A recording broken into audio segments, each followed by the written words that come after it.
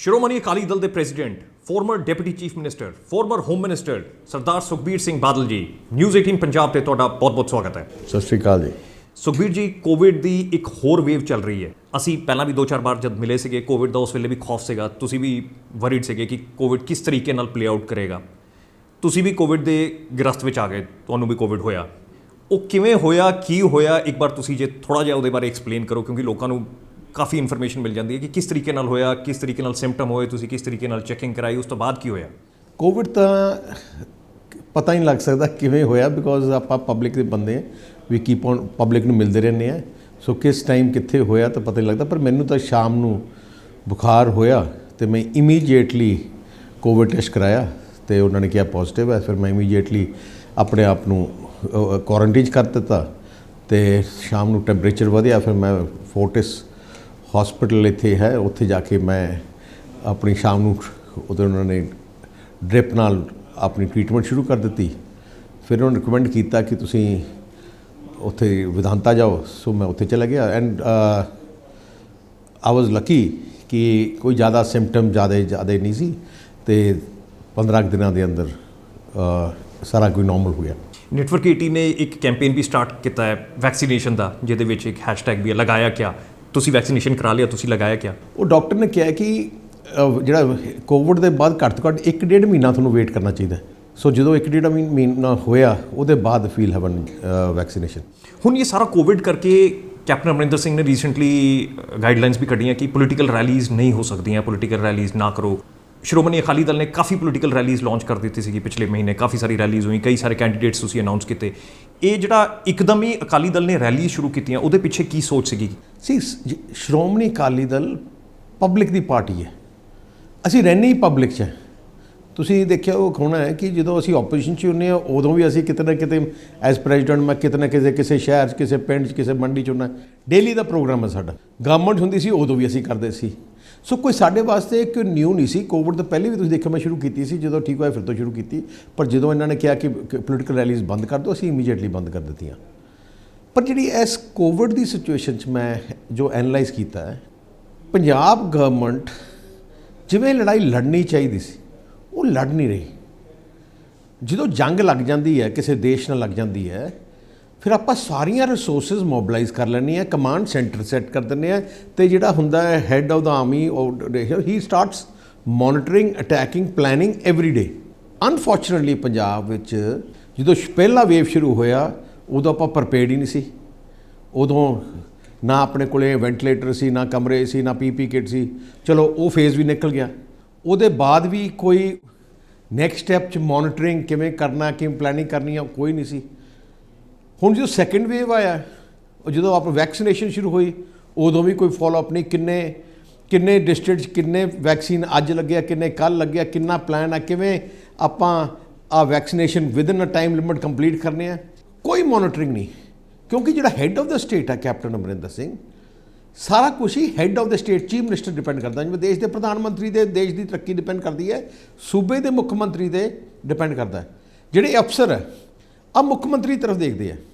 ਜੇ ਮੁੱਖ ਮੰਤਰੀ ਰੋਜ਼ ਉਹਨਾਂ ਨੂੰ ਪੁੱਛੂਗਾ ਤਾਂ ਉਹ ਕੰਮ ਕਰਨਗੇ। ਜੇ ਮੁੱਖ ਮੰਤਰੀ ਨੇ ਪੁੱਛਣਾ ਹੀ ਨਹੀਂ, ਉਹਨਾਂ ਨੇ ਵੀ ਨਹੀਂ ਕੰਮ ਕਰਨਾ। ਪੰਜਾਬ ਦੀ ਪ੍ਰੋਬਲਮ ਹੈ ਕਿ ਮੁੱਖ ਮੰਤਰੀ ਪੰਜਾਬ 'ਚ ਹੈ ਨਹੀਂ। ਘਰੇ ਰਹਿ ਕੇ ਮਹੀਨੇ ਬਾਅਦ ਕੋਈ ਪੀਸੀ ਕਰਕੇ ਜ਼ਿੰਮੇਵਾਰੀ ਨਹੀਂ ਪੂਰੀ ਹੁੰਦੀ। ਸੂਬਾ ਬਾਰਡਰ ਸਟੇਟ ਹੈ। ਆਪਾਂ ਆਪਣੇ ਇੱਥੇ ਬਹੁਤ ਇਸ਼ੂਜ਼ ਹੈ। ਆਪਾਂ ਨੂੰ ਐਕਟਿਵ ਮੁੱਖ ਮੰਤਰੀ ਚਾਹੀਦਾ। ਤੁਸੀਂ ਆਪਣੀ ਭਾਵੇਂ ਤੁਸੀਂ ਆਪਣਾ ਚੈਨਲ ਹੈ, ਜੇ ਤੁਸੀਂ ਕਿਤੇ ਐਜ਼ ਅ ਹੈੱਡ ਤੁਸੀਂ ਕਿਤੇ ਮੀਟਿੰਗ ਹੀ ਨਾ ਕਰੋ, ਰਿਪੋਰਟਰ ਨੂੰ ਪੁੱਛੋ ਨਾ ਕਰ ਰਹੇ ਕਿ ਨਹੀਂ, ਆਪਣੇ ਆਪ ਤੁਸੀਂ ਦੇਖੋ ਕੁਆਲਿਟੀ ਥੱਲੇ ਜਾਂਦੀ ਰਹੂਗੀ। ਆਹੀ ਪ੍ਰੋਬਲਮ ਹੁਣ ਪੰਜਾਬ 'ਚ ਹੋ ਗਈ। 4 ਸਾਲ ਆਪਾਂ ਨੂੰ ਮੁੱਖ ਮੰਤਰੀ ਮਿਲਿਆ ਜਿਹੜਾ ਕੰਪਲੀਟਲੀ ਕੱਟ ਆਫ ਹੈ। ਜੋ ਮਰਜ਼ੀ ਹੋ ਹੀ ਜਾਏ, ਕੋਈ ਲੜਾਈ ਨਹੀਂ ਲੜਨੀ, ਕੋਈ ਪੰਜਾਬ ਦੇ ਇਸ਼ੂ ਆ ਜਾਣ ਉਹਦੇ ਵਾਸਤੇ ਅੱਗੇ ਹੋ ਕੇ ਨਹੀਂ ਲੜਨਾ, ਕੋਈ ਸੈਂਟਰ ਜਾ ਕੇ ਕੋਈ ਚੀਜ਼ਾਂ ਨਹੀਂ ਲੈ ਕੇ ਆਉਣੀਆਂ। ਅਤੇ ਕੋਈ ਜਿਵੇਂ ਸਰਦਾਰ ਪ੍ਰਕਾਸ਼ ਸਿੰਘ ਬਾਦਲ ਸੀ, ਤੁਸੀਂ ਦੇਖਿਓ ਮੈਨੂੰ ਲੱਗਦਾ ਹੈ ਹਫ਼ਤੇ 'ਚ ਇੱਕ ਦਿਨ ਦਿੱਲੀ ਹੁੰਦੇ ਸੀ, ਕਿਸੇ ਨਾ ਕਿਸੇ ਮਿਨਿਸਟਰ ਦੇ ਆਪ ਦਫ਼ਤਰ ਜਾਂਦੇ ਸੀ। ਭਾਵੇਂ ਹੀ is a senior most politician. Minister ਕਹਿੰਦੇ ਹੁੰਦੇ ਸੀ ਉੱਥੇ ਕਿ ਅਸੀਂ ਤੁਹਾਡੇ ਕੋਲ ਆ ਜਾਣਾ, ਕਹਿੰਦੇ ਨਹੀਂ ਮੈਂ, ਕਿਉਂਕਿ ਮੈਂ ਕੰਮ ਲੈਣ ਵਾਸਤੇ ਆਇਆ, ਮੈਂ ਤੁਹਾਡੇ ਦਫ਼ਤਰ ਜਾਊਂਗਾ। ਸੋ ਜਿਹੜੇ ਮੁੱਖ ਮੰਤਰੀ ਦਾ ਪਲਾਨ ਹੋਏ ਕਿ ਮੈਂ ਆਹ ਕਰਨਾ ਤਾਂ ਹੀ ਤਾਂ ਗੱਲ ਚੱਲੂਗੀ। ਅਨਫੋਰਚੂਨੇਟਲੀ ਆ ਕੋਵਿਡ ਦੀ ਪ੍ਰੋਬਲਮ ਹੁਣ ਕਿਉਂ ਸਕਾਈਰਾਈਟ ਹੋ ਰਹੀ ਹੈ, ਕਿਉਂਕਿ ਇੱਥੇ ਵੈਕਸੀਨੇਸ਼ਨ 4 ਦਿਨ ਦੇ ਵੈਕਸੀਨੇਸ਼ਨ ਰਹਿ ਗਿਆ। ਇਹਨਾਂ ਨੂੰ 15 ਦਿਨ ਪਹਿਲੇ ਪਤਾ ਹੋਣਾ ਚਾਹੀਦਾ ਕਿ 4 ਦਿਨ ਦੇ ਜੇ ਇੰਨੇ ਦਿਨ ਬਾਅਦ ਵੈਕਸੀਨੇਸ਼ਨ ਖਤਮ ਹੋ ਜਾਊਗਾ, ਕਿ ਅਰੇਂਜਮੈਂਟ ਕਰਨੀ ਹੈ, ਸਾਰਾ ਕੁਝ ਕਰਨਾ ਹੈ, ਪਰ ਇੱਥੇ ਕੋਈ ਕਮਾਂਡ ਕੰਟਰੋਲ ਸੈਕਟਰ ਨਹੀਂ ਹੈ। ਕੈਪਟਨ ਅਮਰਿੰਦਰ ਸਿੰਘ ਦੇ ਬਾਰੇ ਤੁਸੀਂ ਕਾਫੀ ਕੁਝ ਕਿਹਾ। ਇਨਫੈਕਟ ਹਫ਼ਤਾ ਪਹਿਲਾਂ ਮੈਂ ਉਹਨਾਂ ਦੇ ਨਾਲ ਗੱਲਬਾਤ ਕਰ ਰਿਹਾ ਸੀ ਤਾਂ ਮੈਂ ਇਹੀ ਕਹਿ ਰਿਹਾ ਸੀਗਾ ਕਿ ਜਦ ਇਹ ਸਾਰੀ ਕਰੋਨਾ ਦੀ ਵੇਵ ਸ਼ੁਰੂ ਹੋਈ ਸੀਗੀ, ਕੈਪਟਨ ਅਮਰਿੰਦਰ ਸਿੰਘ ਸ਼ਾਇਦ ਪਹਿਲੇ ਸੀਨੀਅਰ ਲੀਡਰ ਵੀ ਸੀਗੇ ਜਿਨ੍ਹਾਂ ਨੇ ਕਿਹਾ ਸੀਗਾ ਕਿ ਇਹ ਨਾ ਸੋਚੋ ਕਿ ਇਹ ਛੋਟੀ ਕੋਈ ਬਿਮਾਰੀ ਹੈ, ਇਹ ਲੰਬੀ ਚੱਲਣੀ ਹੈ।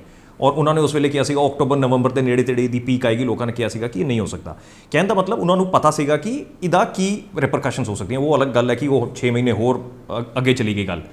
ਉਹਨਾਂ ਨੇ ਇਹ ਵੀ ਐਕਨੋਲੇਜ ਕੀਤਾ ਕਿ ਜਿਸ ਤਰੀਕੇ ਨਾਲ ਵੈਕਸੀਨੇਸ਼ਨ ਹੋਣੀ ਚਾਹੀਦੀ ਉਹ ਨਹੀਂ ਹੋ ਰਹੀ, ਔਰ ਅਸੀਂ ਕੋਸ਼ਿਸ਼ ਕਰ ਰਹੇ ਹਾਂ ਕਿ ਹੋਰ ਸਪੀਡ ਫੜੀਏ, ਜਿਹੜੀ ਉਹ ਕਹਿ ਰਹੇ ਸੀਗੇ ਕਿ ਅਸੀਂ ਇੰਪਲੀਮੈਂਟ ਕਰ ਰਹੇ ਹਾਂ। ਹੁਣ ਗੱਲ ਆਉਂਦੀ ਹੈ ਕਿ ਇੱਕ ਤਾਂ chief minister chief executive officer ਹੈਗੇ ਸਟੇਟ ਦੇ, ਉਹਨਾਂ ਨੇ ਅੱਗੇ ਡਾਇਰੈਕਸ਼ਨਸ ਇਸ਼ੂ ਕਰਤੀ। ਉਹ ਡਾਇਰੈਕਸ਼ਨਸ ਨੂੰ ਇੰਪਲੀਮੈਂਟ ਕਰਨਾ ਅਫਸਰਸ਼ਾਹੀ ਦਾ ਵੀ ਕੰਮ ਹੈ, ਅੱਗੇ ਬਿਊਰੋਕ੍ਰੇਸੀ ਦਾ ਵੀ ਕੰਮ ਹੈ। ਕਿ ਉੱਥੇ ਵੀ ਤੁਹਾਨੂੰ ਕੋਈ ਪ੍ਰੋਬਲਮ ਨਜ਼ਰ ਆ ਰਹੀ ਹੈ ਕਿ ਜਿਹਦੇ ਕਰਕੇ ਉਹ ਜਿਹੜੀ ਡਿਸੀਜਨਸ ਹੈ ਉਹ ਐਗਜ਼ੀਕਿਊਟ ਨਹੀਂ ਹੋ ਰਹੀ, ਜਾਂ ਡਿਸੀਜਨਸ ਹੀ ਨਹੀਂ ਆ ਰਹੀ? ਕੀ ਕਹਿਣਾ ਚਾਹ ਰਹੇ ਹੋ ਤੁਸੀਂ? ਦੋ ਗੱਲਾਂ। ਇੱਕ ਜਿਹੜਾ ਚੀਫ ਐਗਜ਼ੈਕਟਿਵ ਆਫਿਸਰ ਹੁੰਦਾ ਹੈ, ਉਹਦਾ ਕੰਮ ਆ ਨਹੀਂ ਕਿ ਮਹੀਨੇ 'ਚ ਇੱਕ ਵਾਰ ਮੈਂ ਮੀਟਿੰਗ ਕਰਨੀ ਅਤੇ ਬਾਕੀ ਮਹੀਨਾ ਮੈਂ ਗੋਲਫ ਖੇਡਾਂ। Chief executive order means 24 hours chief executive officer. State ਨੂੰ ਚਲਾਉਣਾ, ਤੁਸੀਂ ਪਾਰਟ ਟਾਈਮ ਚੀਫ ਮਿਨਿਸਟਰ ਨਹੀਂ ਹੋ ਸਕਦੇ, ਤੁਹਾਨੂੰ ਫੁੱਲ ਟਾਈਮ ਰਹਿਣਾ ਪੈਂਦਾ ਹੈ। ਹਰ ਕੋਨੇ 'ਚ ਕੀ ਪ੍ਰੋਬਲਮ ਹੋ ਗਈ।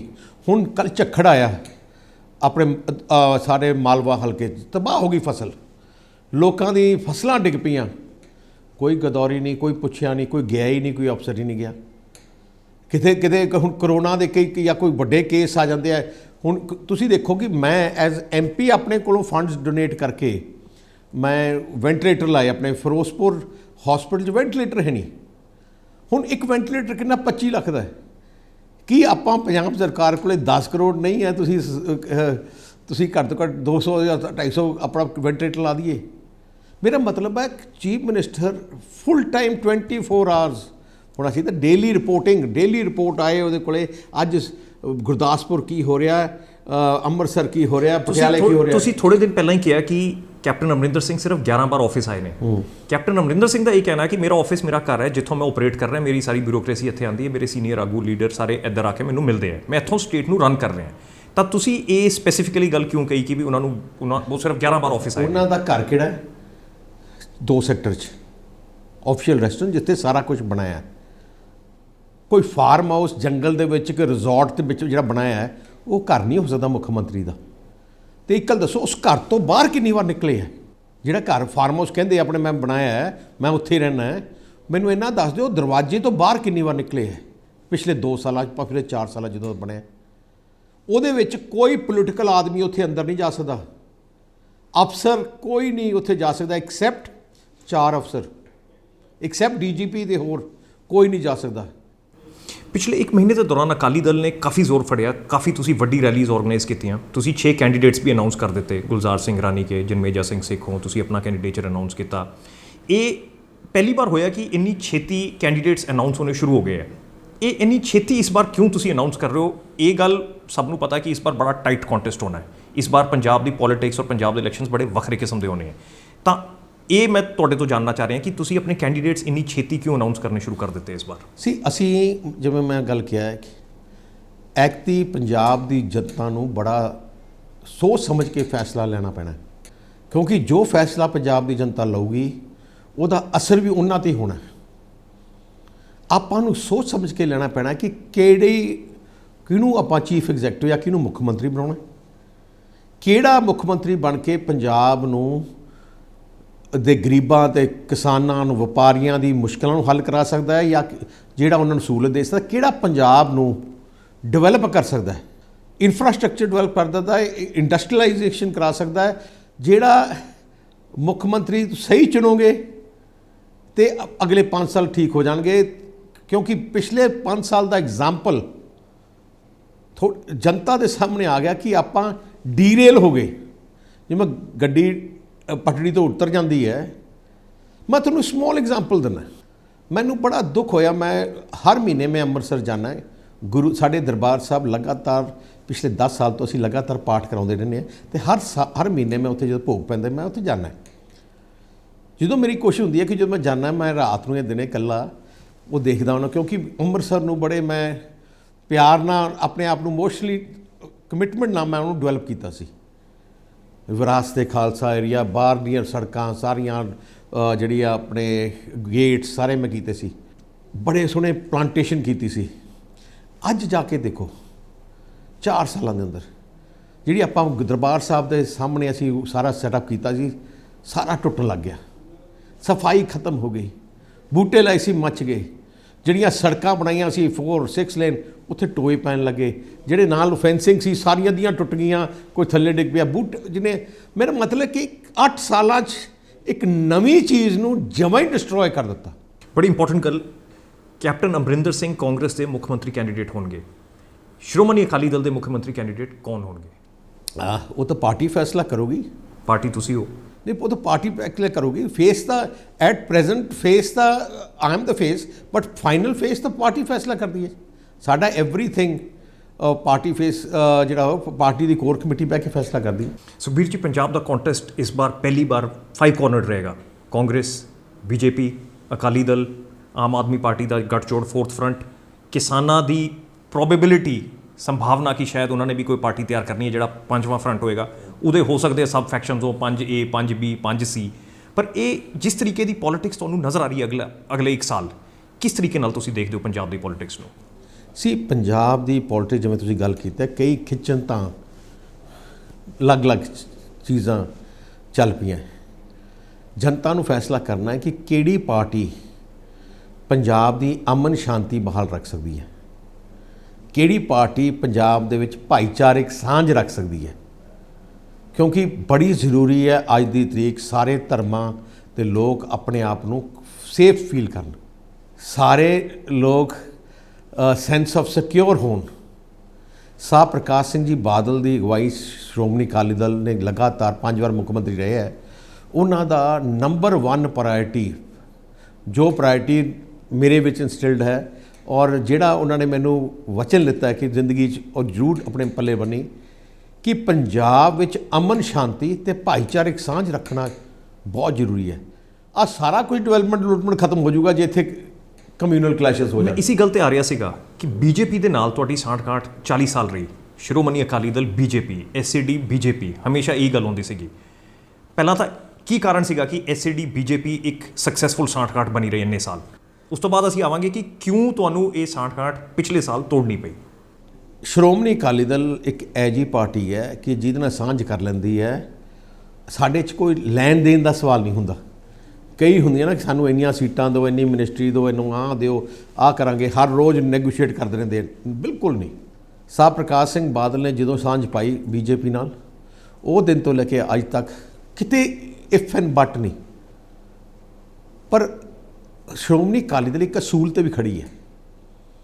ਜਿਵੇਂ ਸਾਡਾ ਅਸੂਲ ਹੈ ਅਮਨ ਸ਼ਾਂਤੀ ਭਾਈਚਾਰਕ ਸਾਂਝ, ਸੋ ਜਿਹੜਾ ਅਸੂਲ ਤੋਰੂਗਾ ਅਸੀਂ ਉਹਦੇ ਖਿਲਾਫ ਚੱਲਾਂਗੇ। ਹੁਣ ਜਿਹੜੀ ਆਹ ਹੈਗੀ, ਆਹ ਇੱਕ ਗੱਠਜੋੜ ਸੀ ਪੰਜਾਬ ਦੀ ਅਮਨ ਸ਼ਾਂਤੀ ਤੇ ਭਾਈਚਾਰਕ ਸਾਂਝ ਦਾ। ਪਰ ਅਨਫੋਰਚੂਨੇਟਲੀ ਬੀਜੇਪੀ ਦੀ ਜਿਹੜੀ ਲੀਡਰਸ਼ਿਪ ਹੈ ਅੱਜ, ਉਹ ਸਮਝ ਨਹੀਂ ਸਕੇ ਕਿ ਪੰਜਾਬ ਦਾ ਬਾਰਡਰ ਸਟੇਟ ਹੈ, ਪੰਜਾਬ ਦੀ ਲੋਕਾਂ ਦੀਆਂ ਭਾਵਨਾ ਕੀ ਹੈ। ਤੁਸੀਂ ਕੋਸ਼ਿਸ਼ ਕੀਤੀ ਸਮਝਾਉਣ ਦੀ? ਅਸੀਂ ਡੇ 1 ਤੋਂ ਸਾਨੂੰ ਪੂਰੀ ਉਮੀਦ ਸੀ ਕਿ ਸਾਡੀ ਗੱਲ ਮੰਨੀ ਜਾਊਗੀ, ਕਿਉਂਕਿ ਸਾਡਾ ਰਿਸ਼ਤਾ ਹੀ ਐਜਾ ਸੀ ਕਿ ਸਾਨੂੰ ਨਾ ਨਹੀਂ ਕਰਨਗੇ।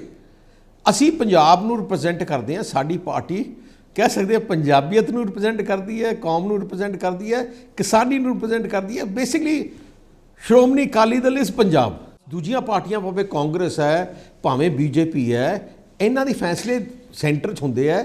ਉਹ ਦੇਖਦੇ ਕਿ ਪੰਜਾਬ ਦੇ ਤੇ ਹਰਿਆਣੇ 'ਚ ਕੋਈ ਚੀਜ਼ ਨਾ ਹੋਏ, ਉਹਨਾਂ ਦੇ ਫੈਸਲੇ ਸਾਰਾ ਚੀਜ਼ਾਂ ਦੇਖ ਕੇ ਹੁੰਦੇ ਆ। ਸਾਡਾ ਫੈਸਲਾ ਤਾਂ ਪੰਜਾਬ ਵਾਸਤੇ ਹੁੰਦਾ।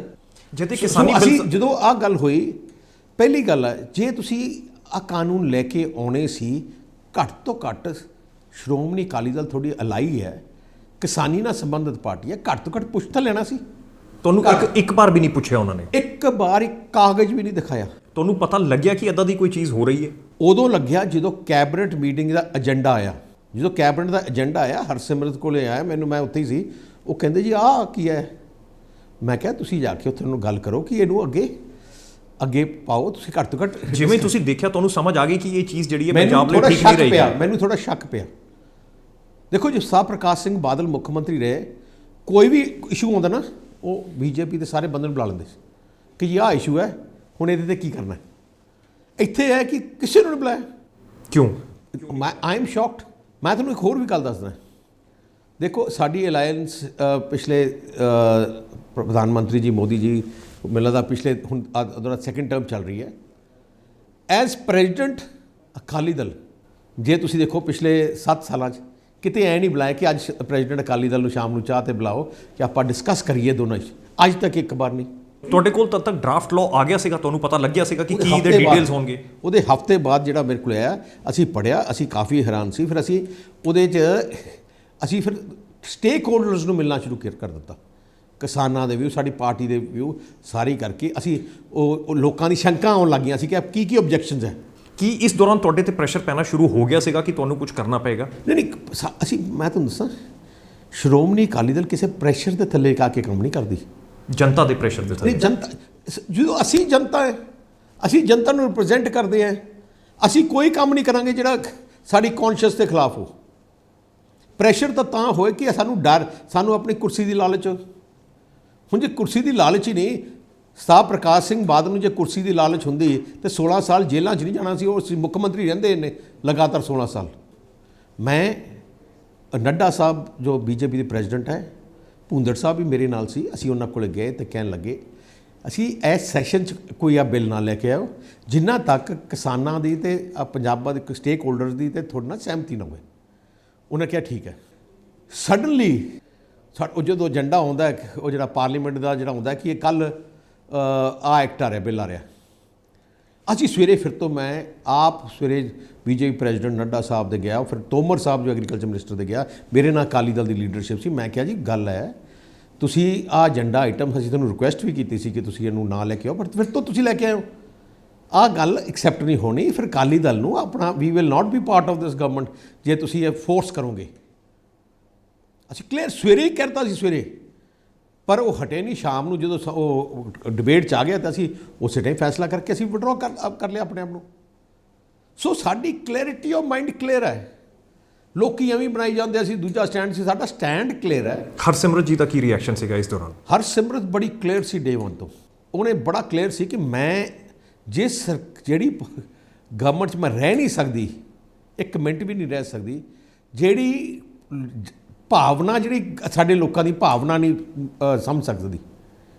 ਦੇਖੋ ਐਡੀ ਵੱਡੀ ਇਸ਼ੂ ਆ, ਤੁਸੀਂ ਦੇਖ ਲਓ ਸਾਲ ਹੋ ਗਿਆ ਤਕਰੀਬਨ 6-7-8 ਮਹੀਨੇ ਹੋ ਗਏ, 200-300 ਕਿਸਾਨ ਸ਼ਹੀਦ ਹੋ ਗਏ। ਕਿਸਾਨ ਆਪਣੇ ਘਰ-ਬਾਰ ਛੱਡ ਕੇ ਉੱਥੇ ਬੈਠੇ ਹੈ, ਕੋਈ ਪੁੱਛ ਨਹੀਂ, ਕੋਈ ਪਰਵਾਹ ਨਹੀਂ। ਤੁਸੀਂ ਦੇਖ ਲਓ ਜੇ ਕਿਸਾਨਾਂ ਦੀ ਪਰਵਾਹ ਨਹੀਂ ਤਾਂ ਸਾਡੀ ਉਹਨਾਂ ਨੇ ਕੀ ਪਰਵਾਹ ਕਰਨੀ ਸੀ। ਇਸ ਡਿਸੀਜਨ ਨੂੰ ਤੁਸੀਂ ਹੁਣ ਪਿੱਛੇ ਦੇਖਦੇ ਹੋ, ਕਿਸ ਤਰੀਕੇ ਨਾਲ ਦੇਖਦੇ ਹੋ? ਤੁਸੀਂ ਠੀਕ ਕੀਤਾ? ਮੈਂ ਕਹਿੰਦਾ ਕਲੀਅਰ, ਤੁਹਾਨੂੰ ਕੋਈ ਨੁਕਸਾਨ ਹੋਇਆ, ਤੁਹਾਨੂੰ ਕੋਈ ਫਾਇਦਾ ਹੋਇਆ? ਅਸੀਂ ਕਿਤੇ ਫਾਇਦਾ ਨੁਕਸਾਨ ਨਹੀਂ ਦੇਖਿਆ। ਅਸੀਂ ਅਸੂਲਾਂ ਦੀ ਲੜਾਈ ਲੜੀ ਹੈ। ਮੇਰੇ ਫਾਦਰ ਨੇ ਮੈਨੂੰ ਇੱਕ ਗੱਲ ਸਿਖਾਈ ਹੈ, ਬਾਦਲ ਸਾਹਿਬ ਵੱਡਿਆਂ ਨੇ, ਕਿ ਫੈਸਲਾ ਕਰੀ ਅਸੂਲਾਂ 'ਤੇ। ਇਮੀਡੀਏਟ ਫਾਇਦਾ ਨੁਕਸਾਨ ਦੇਖੋਗੇ ਨਾ, ਤੁਸੀਂ ਅਸੂਲਾਂ 'ਤੇ ਫੈਸਲਾ ਨਹੀਂ ਕਰ ਸਕਦੇ। ਇਮੀਡੀਏਟ ਫਾਇਦਾ ਹੋਰ ਹੋ ਸਕਦਾ ਹੈ, ਨੁਕਸਾਨ ਹੋ ਸਕਦਾ ਹੈ, ਪਰ ਆਪਾਂ ਲੌਂਗ ਟਰਮ ਜੋ ਹੋਦਾ ਜੋ ਫੈਸਲਾ ਹੋਏ ਜਿਹਦਾ ਲੌਂਗ ਟਰਮ ਇਫੈਕਟ ਦੇਖਣਾ ਚਾਹੀਦਾ। ਸੋ ਮੈਂ ਸਾਨੂੰ ਖੁਸ਼ੀ ਹੈ ਕਿ ਅਸੀਂ ਸਹੀ ਫੈਸਲਾ ਲਿੱਤਾ, ਸਹੀ ਟਾਈਮ 'ਤੇ ਲਿੱਤਾ। ਉਦੋਂ ਫੈਸਲਾ, ਅੱਛਾ ਮੈਂ ਤੁਹਾਨੂੰ ਹੋਰ ਵੀ ਦੱਸਾਂ, ਪੂਰੇ ਦੇਸ਼ ਛਲੇ ਆ ਬਿੱਲਾਂ ਬਾਰੇ ਕੋਈ ਜ਼ਿਆਦਾ ਪਤਾ ਨਹੀਂ ਸੀ। ਜਦੋਂ ਅਸੀਂ ਅਕਾਲੀ ਦਲ ਨੇ ਬੀਜੇਪੀ ਛੱਡੀ ਤੇ ਅਸਤੀਫਾ ਦਿੱਤਾ, ਉਹਦੇ ਬਾਅਦ ਹੀ ਹਲਚਲ ਉੱਥੇ ਹੋਈ ਹੈ। ਤੁਸੀਂ ਦੇਖੋ ਕਾਂਗਰਸ ਨੇ ਡਬਲ ਗੇਮ ਖੇਡੀ ਉਸ ਪਾਰਲੀਮੈਂਟ ਵਿੱਚ। ਕਾਂਗਰਸ ਨੇ ਕਿਉਂ ਨਹੀਂ ਵੋਟ ਪਾਈ ਬਿੱਲਾਂ ਦੇ ਖਿਲਾਫ? ਕਿਸਾਨ ਜਥੇਬੰਦੀਆਂ ਨੇ ਸਾਰਿਆਂ ਨੇ ਕਿਹਾ ਸੀ ਕਿ ਬਿੱਲਾਂ ਦੇ ਖਿਲਾਫ ਪਾਓ। ਜਿਹੜਾ ਵਾਕਆਊਟ ਕਰੂਗਾ ਤਾਂ ਮਤਲਬ ਤੁਸੀਂ ਸੈਂਟਰੀ ਸਰਕਾਰ ਦੀ, ਬੀਜੇਪੀ ਸਰਕਾਰ ਦੀ ਸਪੋਰਟ 'ਚੋਂ ਇਨਡਾਇਰੈਕਟਲੀ। ਇਕੱਲੇ ਮੈਂ ਤੇ ਹਰਸਿਮਰਤ ਨੇ ਵੋਟ ਉਲਟ ਪਾਈ।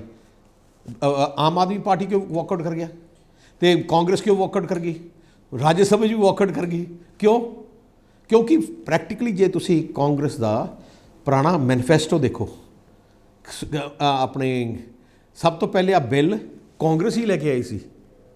ਉਹਦੇ ਬਾਅਦ ਤੁਸੀਂ ਦੇਖੋ ਕਾਂਗਰਸ ਦਾ ਰਾਹੁਲ ਗਾਂਧੀ ਦਾ 2019 ਦਾ ਪਾਰਲੀਮੈਂਟ ਦਾ ਕਾਂਗਰਸ ਦਾ ਮੈਨੀਫੈਸਟੋ, ਜਿੱਥੇ ਕਲੀਅਰਲੀ ਆ 3 ਕਾਨੂੰਨਾਂ ਬਾਰੇ ਕਿਹਾ ਕਿ ਅਸੀਂ ਲੈ ਕੇ ਆਵਾਂਗੇ।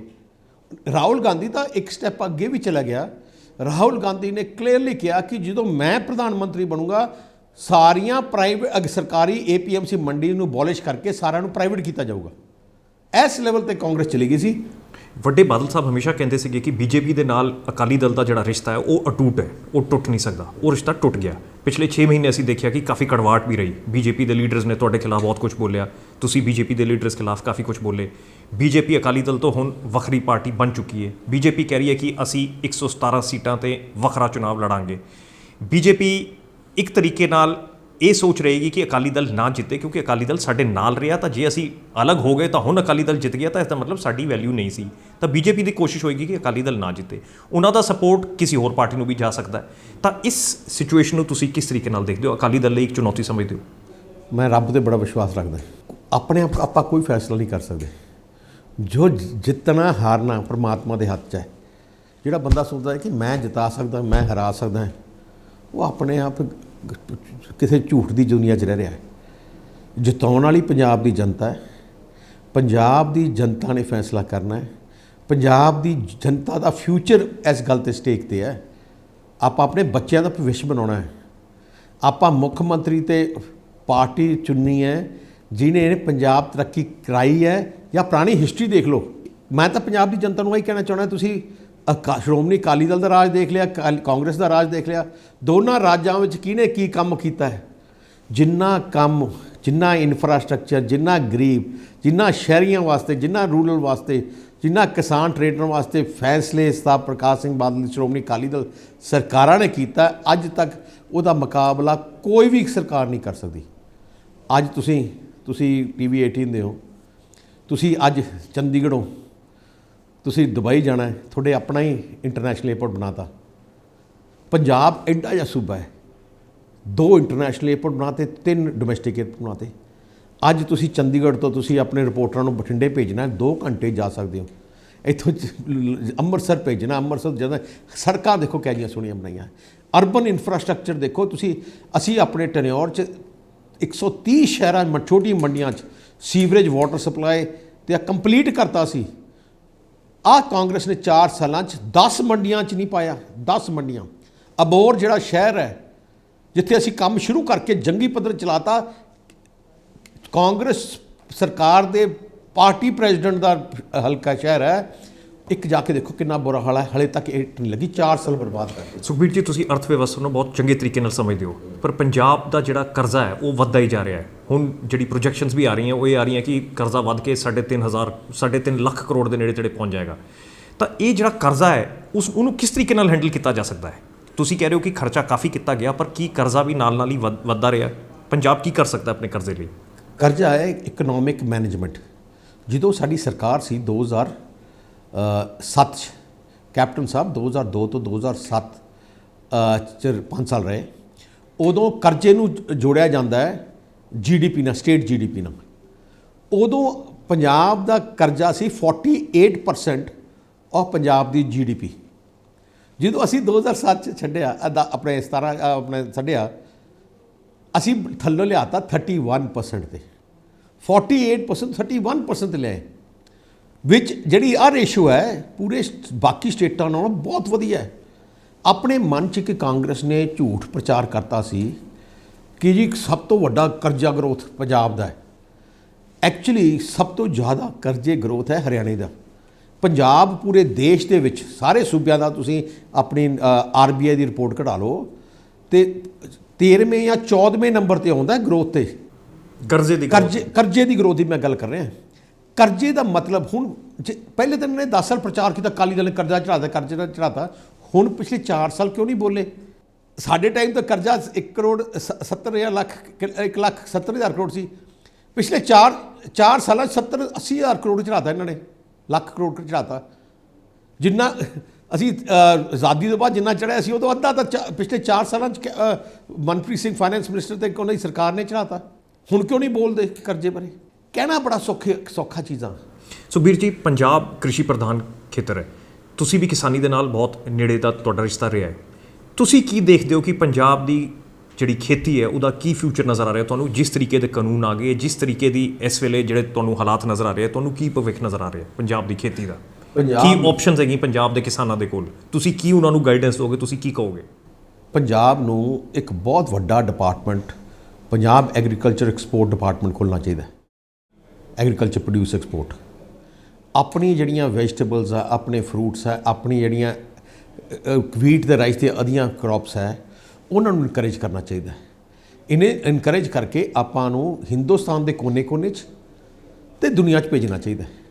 ਰੀਜ਼ਨ ਕੀ ਹੈ ਜੀ? ਇਹਦੇ ਵਿੱਚ ਸੈਂਟਰ ਦਾ ਕੋਈ ਸਪੋਰਟ ਚਾਹੀਦਾ, ਇਹ ਪੰਜਾਬ ਇਕੱਲਾ ਕਰ ਸਕਦਾ ਹੈ? ਜੇ ਕੱਲ੍ਹ ਨੂੰ ਤੁਹਾਡੀ ਸਰਕਾਰ ਹੋਏਗੀ, ਤੁਸੀਂ ਇਕੱਲਾ ਕਰ ਸਕੋਗੇ? ਨਹੀਂ, ਜੇ ਤੁਸੀਂ ਇਨਫਰਾਸਟ੍ਰਕਚਰ ਬਣਾ ਲਓ, ਯੈਸ, ਸੈਂਟਰ ਤੋਂ ਜਿਵੇਂ ਕੋਲਡ ਚੇਨ ਨੈਟਵਰਕ, ਜਦੋਂ ਹਰਸਿਮਰਤ ਬਾਦਲ ਜਿਹੜੇ ਮਿਨਿਸਟਰ ਸੀ, ਉਹਨਾਂ ਨੇ 4-5 ਆਪਣਾ 3 ਫੂਡ ਪ੍ਰੋਸੈਸਿੰਗ ਹਬਸ ਬਣਾਤੇ ਪੰਜਾਬ 'ਚ।